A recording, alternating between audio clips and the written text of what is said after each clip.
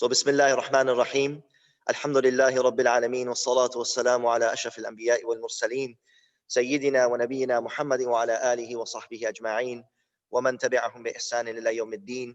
Amma ba'du, fa'udhu billahi minash shaitanir rajeem. Bismillahir Rahmanir Rahim. يا أيها الناس إنا خلقناكم من ذكر وأنثى وجعلناكم شعوبا وقبائل لتعارفوا إن أكرمكم عند الله أتقاكم إن الله عليم خبير صدق الله العظيم. Alhamdulillah, respected brothers and sisters and honorable guests, it's a great pleasure and an honor for us to have this program, which is specifically focused on a discussion, a very open and candid discussion regarding the issue of racism in the Muslim community. And with the tragic death of George Floyd, and with all the police brutality and all of these things that is happening, it's not necessarily the issue specifically of George Floyd or the issue of this particular incident, but it's many, many incidents that have now led us to this point that I think it's unfortunate, but these unfortunate circumstances has brought us to start speaking about this very, very important issue from a perspective, and how does it relate to us as Muslims? Of course, we condemn, without a doubt, the death of George Floyd and the death and brutality that takes place to people of color every single day in this country, and the police brutality, but specifically, now this situation has brought us to discuss this matter, and it shouldn't have come to this, but certain situations and circumstances bring about it creates a platform for us to start doing introspection. And as believers, without a doubt, our deen, our tradition unequivocally condemns this, and it's definitive in Islam. There's no ambiguity about this matter, that racism is unacceptable, tribalism, racism, prejudice in all of its forms. And the ayat of the Quran, the hadith, and the tradition of the Prophet ﷺ is very, very clear about this. And with that being said, we should be grateful as Muslims that in our tradition, in our faith, we have these teachings that unequivocally, absolutely, is very, very clear about what our attitude should be, what our internal condition should be. So there is no doubt about that. However, the question is, inshallah, and we're going to get to the discussion. I want everybody to, speak, for a few minutes. But the question is that in Islam, we have this beautiful tradition. This ayah that I recited, Ya ayyuhan nas, inna khalaqnakum min dhakari wa untha, that, O mankind, we created you from one male and female, Adam and Hawa. وَجَعَلْنَاكُمْ شُعُوبًا, and we made you into nations and tribes. وَقَبَائِلَ لِتَعَارَفُوا, so that you recognize one another. إِنَّ أَكْرَمَكُمْ عِنْدَ اللَّهِ أَتْقَاكُمْ, verily, the most honorable of you in the sight of Allah subhanahu wa ta'ala are those who are most God-fearing. This is clear. The Prophet ﷺ in his final sermon, which I believe Imam Qasim, inshallah, is going to discuss, that there is no virtue of an Arab over a non-Arab, and a black man over a white man, or a white man over a black man. It's very, very clear. But the question is here, and I say this to myself, to all my Muslim brothers and sisters who are listening, and my question goes to all of our panel that are here, our forum that is here, that if in our tradition we have such clear and definitive stances on racism, on tribalism, on prejudice, why is it that it still exists? And how, inshallah ta'ala, we can discuss very openly how we can, inshallah, remove those elements that, Allah forbid, we've seen what it is doing to our country, what it's doing to our nation, what it is doing to to the world around us. And inshallah, hopefully, with this discussion, those who are listening from the Muslim community, we can take home something from this discussion in order that we may rectify ourselves. Because Allah subhanahu wa ta'ala mentions, إِنَّ اللَّهَ لَا يُغَيِّرُ مَا بِقَوْمٍ حَتَّى يُغَيِّرُ مَا بِأَنفُسِهِمْ. That Allah subhanahu wa ta'ala does not change a people until they change what is within themselves. So this is the actual purpose of, inshallah, this program, how we can address these issues so that we can, begin to bring about change within ourselves. And I have to say this, in a lot of these topics, it might be sensitive. It is a sensitive issue. It is a touchy issue, and I will say certain things, and the speakers, if they don't agree, they can clearly say it. But I don't think that just government policy and politics is going to be able to repair this issue. I think this is a matter that is much deeper than that. I think this is a matter that only faith and only divine intervention, the rahmah of Allah, is something that can change our condition. The Emancipation Proclamation didn't change the condition. The death of Malcolm X and Martin Luther King did not change racism in this country, right? So we have to understand that this is something very, very deep-rooted. But Allah Azza wa Jalla in the Quran mentions that لو أنفقت ما في الأرض جميعا ما ألفت بين قلوبهم ولكن الله ألف بينهم. Allah subhanahu wa ta'ala mentions an amazing verse of the Quran that, oh Muhammad sallallahu alaihi wasallam, if you were to spend everything which is within this earth of gold and silver and wealth to bring the hearts of the conflicting factions of the Owais and the Khazraj, there was tribalism in the time of the Prophet. If you were to spend all of that which is within the earth to bring about this change, you would not be able to do so. But Allah did so when they submitted themselves with taslim. They brought faith, they presented themselves, and they submitted to the message that came from Allah. Allah subhanahu wa ta'ala brought that change. And this is what I believe, that وَلَا يَزَالُونَ مُخْتَلِفِينَ إِلَّا مَا رَحِمَ رَبُّكَ. People will continue to differ unless Allah's mercy showers them. And this is the thing, that we're going to continue to differ in this country, around the world, unless there is divine intervention from Allah subhanahu wa ta'ala, and that we receive Allah's mercy. And what will make us worthy of receiving Allah ta'ala's mercy is when we submit our hearts. When we present our hearts and we come to our Lord in submission and say, Ya Allah, I have submitted whatever message and whatever command that you give. If you have commanded me that I have to lower myself, I will lower myself. This person will receive Allah ta'ala's mercy. And it doesn't matter, years and years of tribalism or racism or prejudice that may have existed. When I submit myself to the message of Allah, خَلَقْنَاكُم مِّن ذَكَرٍ وَأُنثَى, and to accept this, the message of Allah and His Messenger, once we submit ourselves, then truly the mercy of Allah Ta'ala will encompass us. As the Messenger ﷺ mentions in a hadith, إِنَّ فِي الْجَسَدِ لَمُضْغَةً. Verily in the heart, in the body, there's a piece of flesh. When that comes right, everything comes right. And when that goes off, then everything is off.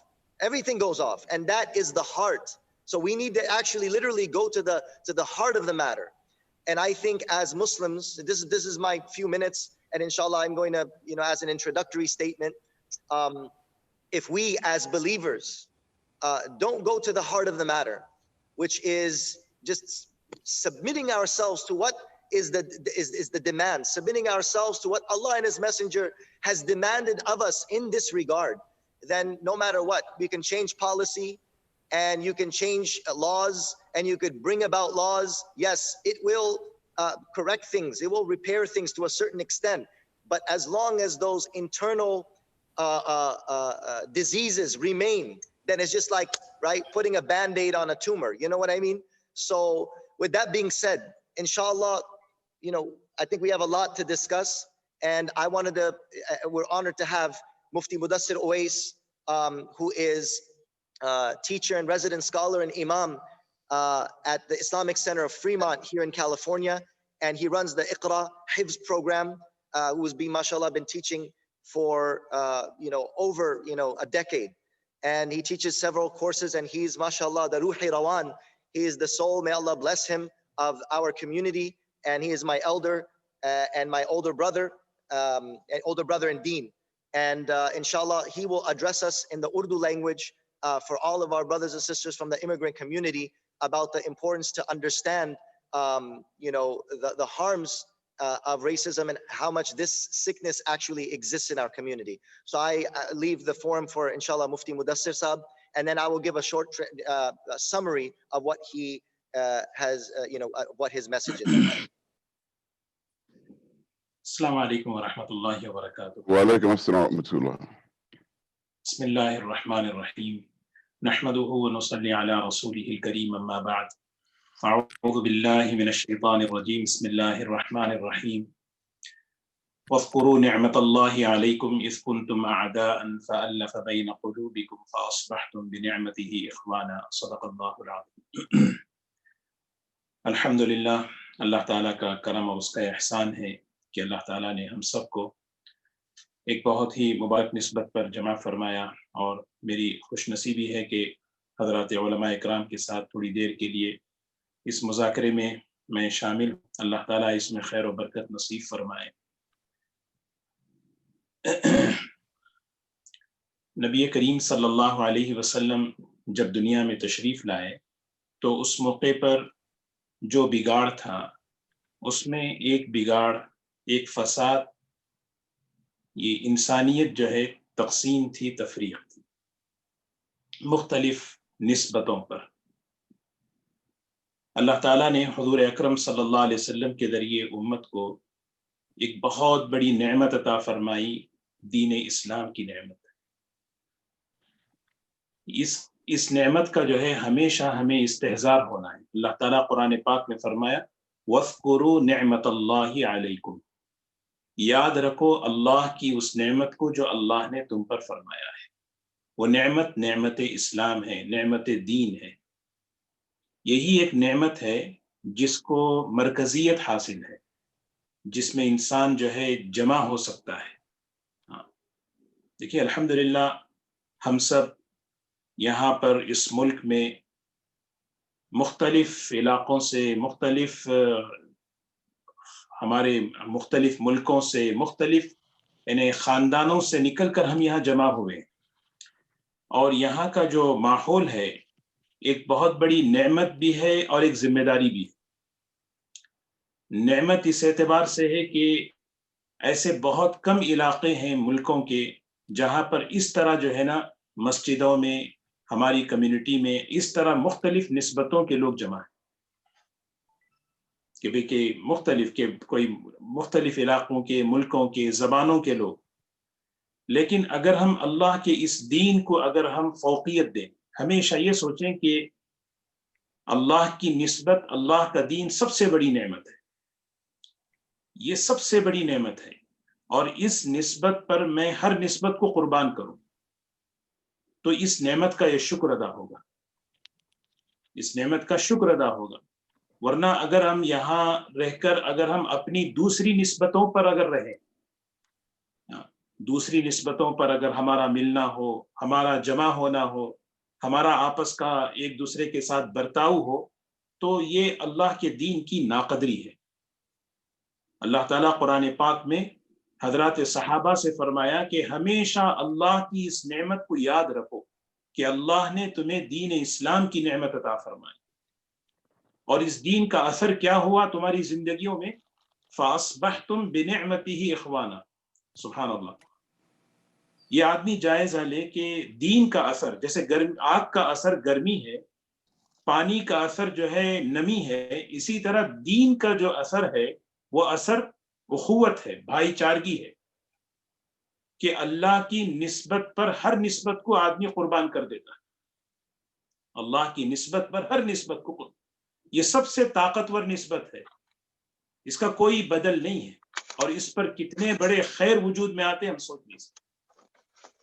دوستو اگر ہم جو ہے، کیونکہ اس کے برخلاف جتنی نسبتیں ہیں وہ نفسانیت کی نسبتیں ہیں، اس میں نفس شامل ہے۔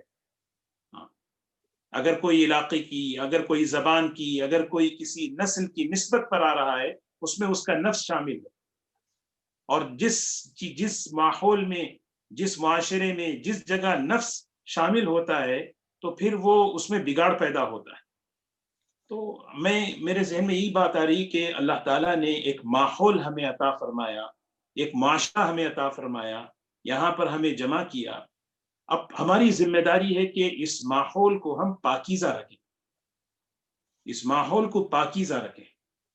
ماحول کی جو پاکیزگی ہے، ماحول کی جو نورانیت ہے، وہ عبادات سے نہیں آتی. ہم نماز پڑھ لیں، عمرہ کر لیں، روزہ رکھ لیں، حج کر لیں، یہ ساری عبادتیں ایک جگہ ہیں. ماحول کے اندر جو نورانیت آتی ہے، ماحول کے اندر جو پاکیزگی آتی ہے، وہ ماحول کی، معاشرے کی سنتوں سے آتی ہے.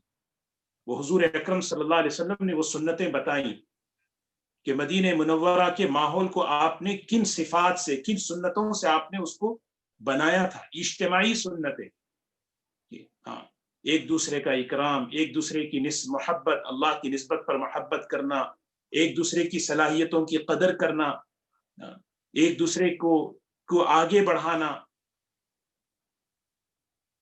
یہ اللہ کی نسبت پر جب بندہ، اسی لیے دو چیزیں حضور اکرم صلی اللہ علیہ وسلم نے فرمائی: کونوا عباد اللہ اخوانا، کہ ہمیں بندہ بننا ہے. جب بندگی آتی، بندگی کب آتی ہے؟ اللہ کی نسبت پر جب آدمی اپنے ہر نسبت کو قربان کرتا ہے تو بندگی آتی. اور یہ بندگی جب آتی ہے تو مزاج میں تواضع آتی ہے. بندہ بنتا ہے، بندہ بن کر رہتا ہے، اللہ کے بندوں کے ساتھ بندگی کے ساتھ رہتا ہے، اور پھر اس کا دوسرا اثر بھائی بھائی بن کر رہتے. تو یہ سب سے بڑی چیز.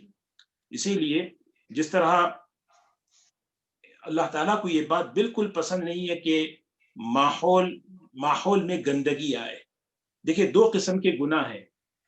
ایک وہ گناہ ہے جس کا تعلق اپنی ذاتی زندگی سے ہے، انفرادی زندگی سے. ایک وہ گناہ ہے جس کا تعلق معاشرتی زندگی سے. معاشرتی زندگی سے تعلق رکھنے والے جو گناہ ہوتے ہیں وہ بہت بھاری ہوتے ہیں، بہت بھاری پڑتے ہیں. حدیث پاک میں آتا ہے، رسول اللہ صلی اللہ علیہ وسلم فرماتے، ایک شخص قیامت کے دن اللہ کے دربار میں اس حال میں آئے گا، اس کے پاس نمازیں ہوں گی، اس کے پاس روزے ہوں گے، اعمال ہوں گے، لیکن ایک جملہ اس کی زبان سے ایسے نکلا ہوگا جس سے امت ٹوٹی ہوئی ہوگی. اللہ تعالیٰ کہیں گے، بھئی اس کو پہلے لے جاؤ، اس بول کی جو سزا ہے وہ بھگت کر لاؤ. اللہ ہم سب کی حفاظت فرمائے. میری زبان سے نکلنے والا عمل، میرا برتاؤ، اس کے لیے ایک بات یہ ہے کہ حضور اکرم صلی اللہ علیہ وسلم نے صرف اپنی زبان سے آپ نے اس کی دعوت نہیں دی کہ ہم سب بھائی بن کر رہیں، اللہ کی نسبت پر رہیں، نہیں، بلکہ آپ نے عملی نمونہ پیش کیا. ان ساری تقسیمات کو اپنی زبان سے نہیں بلکہ اپنے عمل سے تقسیم کیا، اپنے عمل سے ختم کیا. آپ کا برتاؤ حضرت بلال رضی اللہ عنہ سے، حضرت سلمان سے، حضرت یاسر سے، حضرت عمار سے، سبحان اللہ، ایک آپ کا جو برتاؤ تھا، وہ برتاؤ جو ہے، یہ چیز ہمارے اندر آنی ہے. ہمارا ہر ایک کے ساتھ معاملہ اللہ کی نسبت پر، ایمان کی نسبت پر. اس لیے کہ مرکزیت جس چیز کو حاصل ہے وہ ایمان کو، اسلام کو اور حضور اکرم صلی اللہ علیہ وسلم کی سنت کو حاصل. اس کے علاوہ کسی اور چیز کو مرکزیت حاصل نہیں ہے. مرکزیت کے معنی ہے جمع ہونا. اس لیے کہ دیکھیے نا، جو عرب ہے وہ سارے عرب نہیں ہو سکتے، عرب نان عرب نہیں ہو سکتے. تو مرکزیت اگر ان چیزوں کو اگر بنائیں گے تو انتشار ہوگا، جیسے آج دنیا میں ہو رہا ہے، کمیونٹی میں ہو رہا ہے، معاشرے میں ہو رہا ہے. اور اس کی نحوستیں اس کی کہ معاشرہ ہمارا خیر سے محروم ہو رہا ہے. تو دوستو، میں اس موقع پر یہی بات میں عرض کر کے ختم کروں. اللہ تعالیٰ نے ہم سب کو ایک بہت بڑی نعمت دی ہے، اس ماحول میں اللہ نے ہمیں رکھا ہے.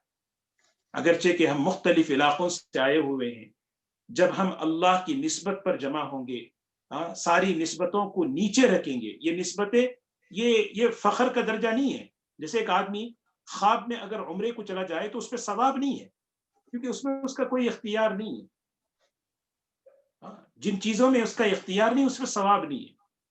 تو کوئی سید بنے، کوئی جو ہے فلاں بنے، عرب بنے، اس میں اس کا کوئی اختیار نہیں، یہ تعارف ہے. لیکن ایک آدمی جو ہے ان ساری نسبتوں کو اللہ کی نسبت پر جب قربان کرتا ہے اور پھر ملتا ہے، اس کے ملنے پر اللہ پاک خیر وجود ملا. اللہ تبارک و تعالی ہم سب کو جو ہے ان इन अमराज से, इन बीमारियों से अल्लाह हम सब की हिफाजत फरमाए। अल्लाह ताला हमें हमारे माहौल को पाकीज़ा फरमाए। ये हमें उलमा की सोहबत में सीखना है कि भाई के माशरे को नूरानी बनाने वाले, माशरे में पाकीज़गी लाने वाले वो क्या सिफात हैं, वो क्या खूबियाँ हैं, जिसकी वजह से माशरा संवरता है। जैसे मैंने 2-4 बातें अर्ज की, हर एक से इकराम, हर एक का इकराम करना, हर एक की कदर करना, हर एक की इज्जत करना, हर एक, ये हुजूर अकरम सल्लल्लाहु अलैहि वसल्लम का मिजाज था। इसके बरखिलाफ अगर आदमी अपने नफ्स को, अपनी जात को सामने रखे, फिर ये चीजें, ये बीमारियां पैदा होती। अल्लाह हम सबको अमल की तौफीक नसीब फरमाए। जज़ाकल्लाह खैर। इंशाअल्लाह। Barakallahu feek, Mufti Mudassir, for those very beneficial words. I just want to summarize. It's very important because I know a lot of our Desi brothers and sisters and Indian and Pakistani background brothers and sisters, they are tuning in. And because we're discussing about, talking about racism in the Muslim community, it was important maybe for those people who, a lot of us need to hear this. And I think they need to hear it in their language. And this is why it was important. And I apologize for those people who are tuning in and then they're hearing Urdu and we're talking about racism. This is the reason why we did this, is because I know that a lot of people will not, grasp that message properly enough. This is why, inshallah, I'm going to give a translation of a beautiful message that our beloved elder Mufti Mudassir mentioned after reading the ayah of the Quran. That Allah subhanahu wa ta'ala, he mentions, فَأَصْبَحْتُمْ بِنِعْمَتِي إِخْوَانًا, that Allah subhanahu wa ta'ala, the effect of Islam, he said this is the greatest blessing that Allah ta'ala has given us, is the bounty of Islam. And it is with this honorable cause, right, of Islam, that Allah subhanahu wa ta'ala brought the hearts together. And Allah subhanahu wa ta'ala mentions that through this bounty, and Allah is reminding us to remember, وَاذْكُرُوا نِعْمَةَ اللَّهِ عَلَيْكُمْ إِذْ كُنْتُمْ أَعْدَاءً فَأَلَّفَ بَيْنَ قُلُوبِكُمْ. Remember this bounty, that when you were enemies to one another, and Allah subhanahu wa ta'ala joined your hearts together. فَأَصْبَحْتُمْ بِنِعْمَتِي إِخْوَانًا. Right? And through this bounty of Islam, you became brothers. Through the bounty of Islam, through this nisbat. This was the word that Mufti Saab was using continuously. The nisbat of our link to Islam is what is the greatest bounty. And Mufti Saab said when the Prophet ﷺ came to this world, the world was filled with social ills. Divisions based on tribe, divisions based on skin color and caste systems. But when the Prophet ﷺ came with this message, right, Allah blessed those people with Islam and with this nisbat. Right, those people who were fighting for years and years, right, they were joined together with this nisbat, right, this nisbat that transcends color, it transcends language, it transcends your tribe and your background and your caste system, right? It actually came and destroyed all the caste systems. So it is by this nisbat that we need to unify. And look at the beauty of Islam, that even on this forum, Mufti Saab said it's an honor for me to be a part of this forum, that just on this forum, look at how many backgrounds that we are from, and look at the diversity just on this forum. And it is only Islam that has brought us together with this, that we are from different nations, but we have come together, on the same platform. And he said it is a blessing in this country as well. This nation has brought us together in our masajid, right? Maybe, quote unquote, back home, it would just be one language, one people, one, background, one ethnicity. But subhanAllah, coming here, we see more that blessing and that bounty of Islam, that all of that diversity and the various backgrounds that we are from, we've been joined together. So if we consider our link to Islam, right, and we fulfill our gratitude to this bounty, that we put all of the other links that we have, right? I'll put all of our other, connections and links that we have, and just consider this, right? And are grateful for this bounty that Allah has linked us all together, no matter, what color our skin is, what language we speak. If we just consider this link in particular, right, then we will be showing gratitude, and inshallah our hearts will be joined. So Mufti Sahib said we have to continue to remember this bounty. وَاذْكُرُوا نِعْمَةَ اللَّهِ عَلَيْكُمْ. Right? That فَأَصْبَحْتُمْ بِنِعْمَتِي إِخْوَانًا. It is through this bounty that we became brothers. And a beautiful example Mufti Sahib gave is that if we look at the effect of water. The effect of water, it makes wet. The effect of air, it makes dry. Right? The effect of heat, right? Every single one of these elements, it has a particular effect. And the effect of Islam, when it truly comes inside of a person, is brotherhood. Right? This ni'mah of Islam, the effect of it, if it truly enters inside of a person, the result of it is that it brings about brotherhood. And this teaches us, subhanAllah, what I gained from this is that when Islam hasn't truly entered inside of us, that is where these ikhtilaf and the differences and the hatred, or Allah forbid, the prejudice that comes, is because that Islam, the effect of which is brotherhood, has fully not come inside of us. Mufti Sahib then also mentioned a very important point. He said, whatever objective or nisbat, link, other than Islam that we try to create, that we start trying to link ourselves due to our language, or we start connecting based on skin color, or we start connecting based on other things, this will most definitely end up to be links or nisbats that will be selfish based. It will be self-based. There will be nisbats, there will be links or connections that will be selfish. They will not be divine. They will not be connected to Allah, right? They will be, you can say, not something connected with the divine. It'll be things that are selfish, worldly, right? So this is why the nisbat of Islam is the most powerful nisbat. And every other nisbat that we have, a nisbat, a link that we have with our language, our skin color, or our ethnic backgrounds, these will be things from the world, which were, essentially, he was mentioning nafsani, right? These are things that are worldly, not afterworldly, or beyond this world, ukhrawi, related to the hereafter, related to the divine. So then Mufti Sahib also said, it's important for us to keep our environments pure and blessed with prophetic character. And he said, what a beautiful thing, that the Prophet ﷺ did not solve the issue of race and prejudice through simply talking about it. But he actually stopped this racism through his actions. How he dealt with Bilal radiallahu anhu, or with Salman al-Farisi, or with Ammar bin Yasir, or with other people, Miqdad ibn Aswad. How did he deal with them? And what was the way that he dealt with them, right? Through love, through service, through compassion. Mufti Sahib mentioned about, pakiza rakna, like keeping our environments pure and blessed. Keeping it away from,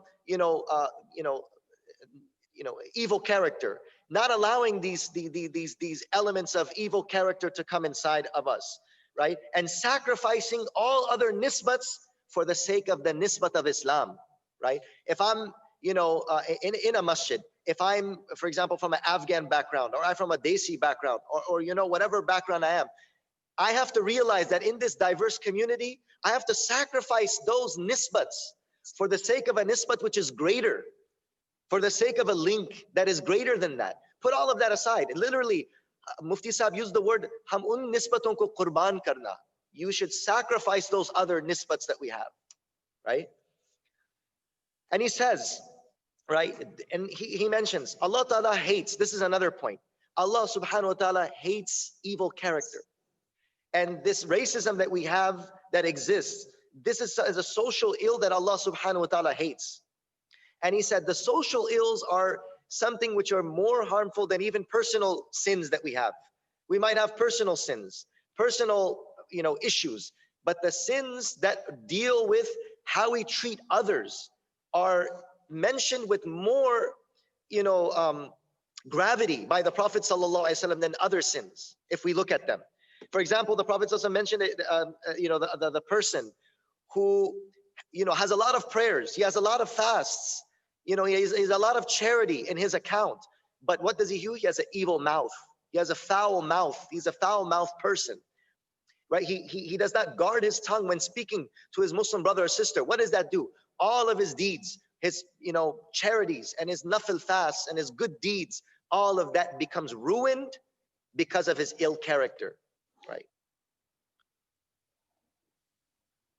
Then he mentions to end it, and then just to summarize, Allah blessed us and brought us together through Islam. Let us remind ourselves that there is no virtue in any other link that we have, and there is nothing else that will join us until we put everything else behind and link ourselves with this greatest bounty that Allah has given us, which is the bounty of Islam, the effective is of which is, inshallah, Allah Ta'ala will bring us together through brotherhood. May Allah Ta'ala give us the tawfiq to actually implement and take these words to heart. And I want to, inshallah, then now give the time to Imam Qasim, inshallah, who will be addressing us. If anybody has anything that they wanted to mention about that, they can. Otherwise, we'll go straight to Imam Qasim's minutes. Is it my turn? Yes. Bismillahir-Rahmanir-Rahim.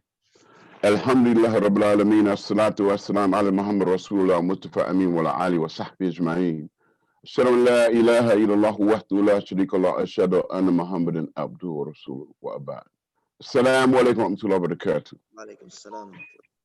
I had mentioned that I wanted to offer reflection on a pivotal statement that was given by Prophet Muhammad sallallahu alaihi wasallam in his last public address at Arafat. It's very, very popular. Many Muslims have memorized it, and many Muslims often, especially in this climate of racism and so forth, reflect back on what he said. But the angle that I want to offer for reflection is not so much what he said, because no one forgot that. But what I want to talk about is the significance of why it had to be said. Now, I want to draw a parallel. It may not be quite a fair parallel, but when I was in Mecca in 2002, the Shaykh Abdul Rahman al-Sudais gave a Jummah khutbah at the Kaaba. Now, mind you, now, just a reminder of this parallel of this scenario. At the Kaaba, it's all Muslims there, right? But the statement that he made, my translation wasn't that well back then, but so I had a brother help me understand a lot of what he was saying. But what he was telling the Muslims, he said, if you're not giving dawah, you're missing the whole point of being Muslim. Now, the reason I'm drawing that parallel, I want you to understand what I'm saying and where he was when he said it. Why do we think that Shaykh Abdul Rahman al-Sudais thought it was necessary to say that in an atmosphere where there's all Muslims there? Because here in America, when we think dawah, we think it's going to invite someone who's not a Muslim to Islam. It's like an invitation to Islam to people that aren't Muslim. That's what we think about. Even though we know that dawah is an invitation, everybody needs some dawah, everyone needs a reflection. But I want to draw this parallel, if I may, to reflect on, and I thought about it all the way back home to the States after my Hajj was over.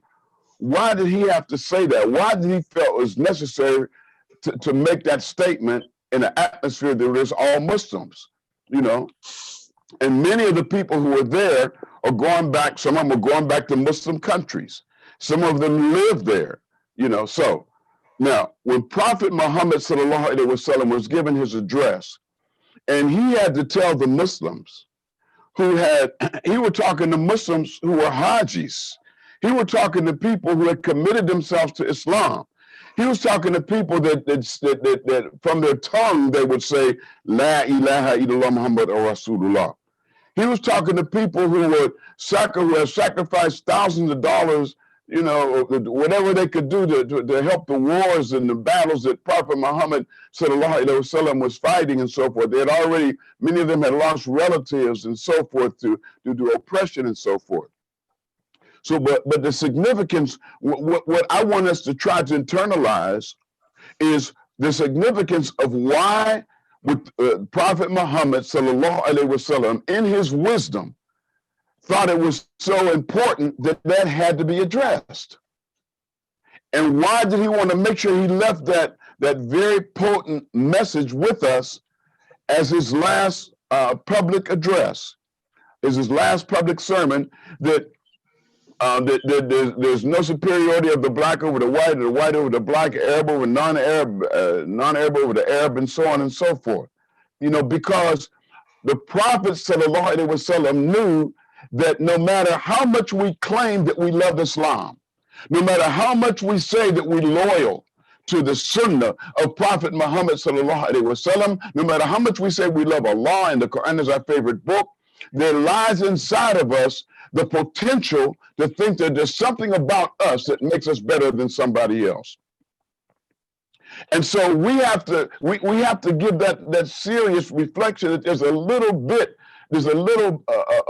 of the attitude or the disposition of Iblis that runs through the blood of everybody, and that's our internal jihad. Because Iblis, he wasn't thinking about black or white when he refused to bow down to Adam. He was just thinking that because he was the big boss of all the jinn, he was the one that all the jinn look up to, that he didn't want them to see him show respect to somebody that he thought was less than him. And so that was the birth of racism. And so Prophet Muhammad ﷺ wanted us to be sure, and I'm not trying to be dogmatic or try to second guess the Prophet, astaghfirullah, but it's obvious that he saw something that we did not see, and had we been there on Arafat with him when he was speaking, we might not have been able to see. We might have asked ourselves the same thing I asked myself at the Kaaba when Shaykh Siddeeq was giving the Jummah khutbah. Why does he think he need to say that? Nobody's thinking about racism. But he saw something that we didn't see. He saw in us, he saw in the people. Allah blessed him to see in the people who were part of his ummah the potential to think that there was something about us that make us think that we're better than somebody else. Even if it's religious. Some of us Muslims think that because only of the fact that we're Muslim that we're better than somebody that's not Muslim, without even considering our behavior as a Muslim, our loyalty to righteousness, our loyalty to piety, our insistence upon enjoining what is good and forbidding what is evil. You know, without even considering that, there are many Muslims right now, I know because I've confronted them, who have the disposition that only based on the fact that I'm Muslim alone makes me better than somebody that I'm not Muslim, that's not Muslim. So the racism is deeper than just a skin color. There's some historical trivia, for lack of a better term, that I'm going to share before my time is up, to show us how automatically we accept racist slurs without even thinking about it, without even examining or doing research on things that we say daily. So that's why I wanted to reflect on that. We need to ask ourselves, why did he have to say that? So as a Muslim, there has to be an internal commitment to the equality, and that the only way one person is better than the other is the way Allah addressed it in Surah Al-Hujurat, and that's in taqwa. And only Allah knows the real taqwa of an individual. We can't even judge how good we're not even, certainly if according to Hadith Qudsi, if we're not allowed to condemn somebody to the hellfire, and the brother was condemned to hellfire because he condemned somebody else to hellfire. We know that very, very popular hadith. He said so-and-so's going to hell. And Allah subhanahu wa ta'ala, though he knows all, knows everything, he said, who is it my servant said this person going to hell? I own hellfire. So I exempt the person he condemned and send him to the hellfire. We can't even say somebody's guaranteed to go to paradise. We don't have that authority. We don't own paradise. We don't own hellfire. So certainly, when we don't have the authority to assume that someone is better than somebody else, especially if we're talking about ourselves. So there has to be an internal commitment to spiritual equality. There has to be internal commitment to human equality across the board. There has to be internal commitment to be anti-racist. One example is my wife, who's African American, is very, very light complected. She's just as light as you, brother. and she's African American. And the way that she dresses, when I take her to certain circles, and it's almost humorous, some of the sisters start speaking to her in Urdu because they assume she's Pakistan, especially with our last name, with the last name Khan. I mean, people wonder where, and that's a whole historical reason how my name became Khan anyway. And so they start speaking, she said, I don't know what you're talking about. And some speak to her in fluent Arabic. My wife knows a little Quran, but she's not fluent in Arabic. So here's what hurt my wife most. She thought that was humorous, but what hurt her was there was an African-American sister who's dark complected in a certain masjid in Chicago. I don't need to mention the masjid. She had just accepted Islam a few weeks before that. And she was standing in the lobby of the masjid next to my wife. Some Muslims, sisters from Pakistan, they might have been from India, and they went up to my wife, and she was standing there talking to the sister, and they spoke to my wife, gave her salams, and ignored the other sister. And my wife said, don't you see her? Why didn't you speak to her? And they didn't even try to explain this. They started stuttering. They said, that's an insult. You speak to me because of my complexion, because you think that I'm like you. So there are Muslims that's very religious as far as their understanding. Pray 5 times a day, fast in Ramadan, give 2.5% of what's left over after they pay their bills at the end of Ramadan. They've been to Mecca, made Hajj, they fast and all of that stuff, you know. But inside of them, the inclination towards racism begins to leak out when they get tested. I would like to reflect on the opening ayahs of Surah Al-Ankabut. After Allah says Alif Lam Mim, he says, in an acceptable translation, because I know I'm running out of time, he says, do people think that they're going to be left alone on saying we believe without being tested? Most of us haven't been tested. We think that we're a good Muslim. We think that we love everybody. We think that we're generous until we've been tested. We don't know that if we have a lot of money and we're giving it away, that's not a test for us. The test comes is when we're going to if we're going to contribute money in the cause of Allah when our money is low. The same thing. If we say I love my brothers and sisters, I love this ummah of Muhammad sallallahu alaihi wasallam, I love the Islam, subhanallah, mashallah, barakallahu fikum, and all the Arabic cliches that we love to share with each other. But then when we get challenged by being in an area with somebody who is, wait a minute, that's my bodyguard. He's wait a minute.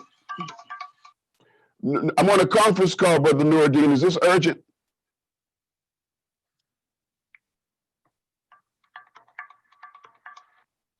Brother Nuruddin, I'm on a conference call. Is this urgent? I'm on a conference call right now. Okay. Are you okay over there? Okay. He's okay. I apologize for that. I had to catch my point. So now we can say we love everybody, but if we're put into an environment where we have to try to treat someone who's different from us, like we treat the people who we're used to being around and look like us and dress like us and have the same accent as us and come from the same country and so forth, if we put ourselves in a position where we're forced to treat someone who's different from us the same way, that's when we get tested. So we can't say we believe until we've been tested. So I can't honestly say that I truly believe and I love this religion until I'm confronted with the test. Iblis thought that he was loyal to the obedience of Allah until he was tested with doing something that he didn't think that he wanted to do. Somebody who was different, somebody who he thought was lower than him. He thought Adam was lower than him because he was made from clay, and that he's made from clay, and I'm made from fire. I'm better than him. Well, he was wrong 2 ways. One, he was wrong because clay, that both of the properties that make up clay separately can extinguish fire. But he was also arrogant. He didn't even know he was arrogant. So we have to test ourselves. Let me conclude with this because I wasn't keeping track of the time. We, brothers and sisters, have to take and make an internal commitment that our taqwa, our allegiance to Tawhid, our love and to love each other solely for the love and pleasure of Allah only. When I came to Oakland, Sheikh Tameem, and you embraced me and embraced the effort, and mainly you were moved because you knew the type of people I was serving. That's what moved you. How close am I to the truth? And because you are committed internally to equality. I don't get that everywhere. If I was to tell you the war stories of what I went through to establish this masjid, I couldn't do it without breaking down crying. Because there was racism running rampant through the Muslim community, and it ain't nothing but skin, brother. This is nothing but skin. It's the largest organ in the human body, but underneath this organ, this is only a coat to wear. Every single organ underneath it is the exact same color of every person on the planet of Earth.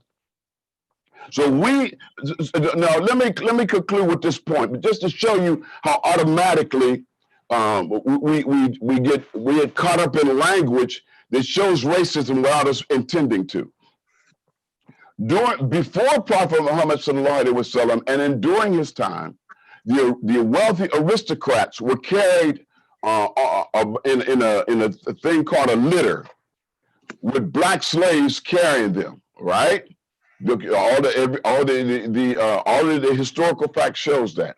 They put them on their shoulders, and these black slaves from Africa, the dark-skinned slaves from Africa, would carry their wealthy aristocrats on their shoulders, and they had so many of those black slaves that they would carry them until they became tired.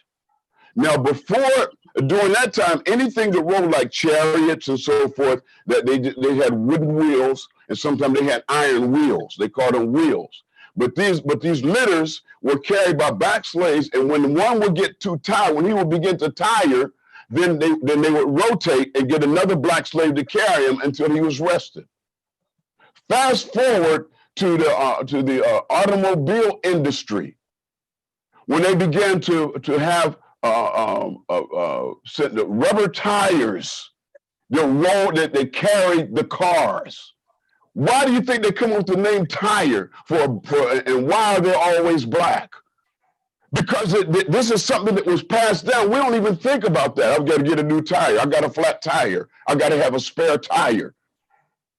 We don't even think about the racism that has seeped down through the generations. And we as Muslims have to be very, very careful. And I'm closing with this. I keep saying I'm going to conclude, but let me close with this. It's not only the racism or the superiority complex with regard to skin color or nationality or ethnicity, but sometimes with social class. There are some Muslims that because they're more highly educated than other Muslims, they look down on them, because I've been a victim of that. I've been a recipient. That's why I'm so adamant about it. I hope I don't sound angry. I'm not angry. I hope I don't sound that way. Oh, you sound good. But I've been the victim of snide remarks by people who because they're more educated and they use kind of like the same language in their insinuations and in their treatment without saying the words that Iblis was given when he tried to make an excuse of why he didn't bow down to Adam. Why am I bow down to him? Are you kidding me? I'm better than him. You created me from fire. You created him from dirt. Why I got to respect Qasim? Are you kidding me?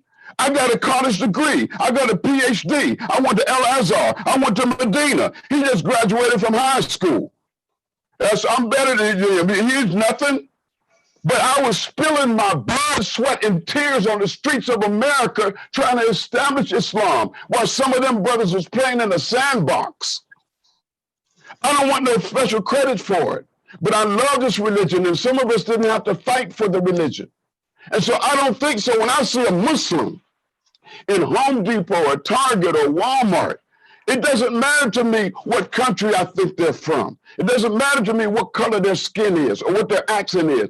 I'm so excited to see a Muslim who prays like me and thinks like me and feels like me. That's what this Hollywood thing that they did with the Hollywood, you know, they did like this here and they make jokes about it. But it means when you see a Muslim, you have same mind, same mouth, same heart, and they make it into a Hollywood joke like this, like it's supposed to be funny. But I see a Muslim, I get happy. Same mind, same mouth, same heart. And I don't, before they even open their mouth. And something, and I'm saying, subhanallah, assalamu alaikum, rahmatullah, barakatuh. I'm just happy to see a Muslim. And until we reach that point, brothers, that we're happy to be a Muslim, happy to be around Muslim, happy to come to the aid of a Muslim that's in trouble, to emulate the dawah strategy of Prophet Muhammad sallallahu alaihi wasallam, by serving the community. That's how he grew Islam. It wasn't with the sword. He fought when he had to. He didn't want to fight then, but he had to. But he spread Islam with community services. And we do that across the board. So that's what I think about when I think about the message of Prophet Muhammad sallallahu alaihi wasallam at Mount Arafat. I don't think it's so much about what he said. I'm saying, why did he have to say that? Why did Qasim have to rant for these 10 minutes or so about the racism inside of the masjids, the racism inside of some Islamic organizations, the racism inside of Islamic centers and so forth, and efforts on the street? Why do I have to rant and rave about that? Why is it so necessary for it to be said? So because Muhammad the Prophet, peace be upon him, said a Muslim is a mirror for his brother.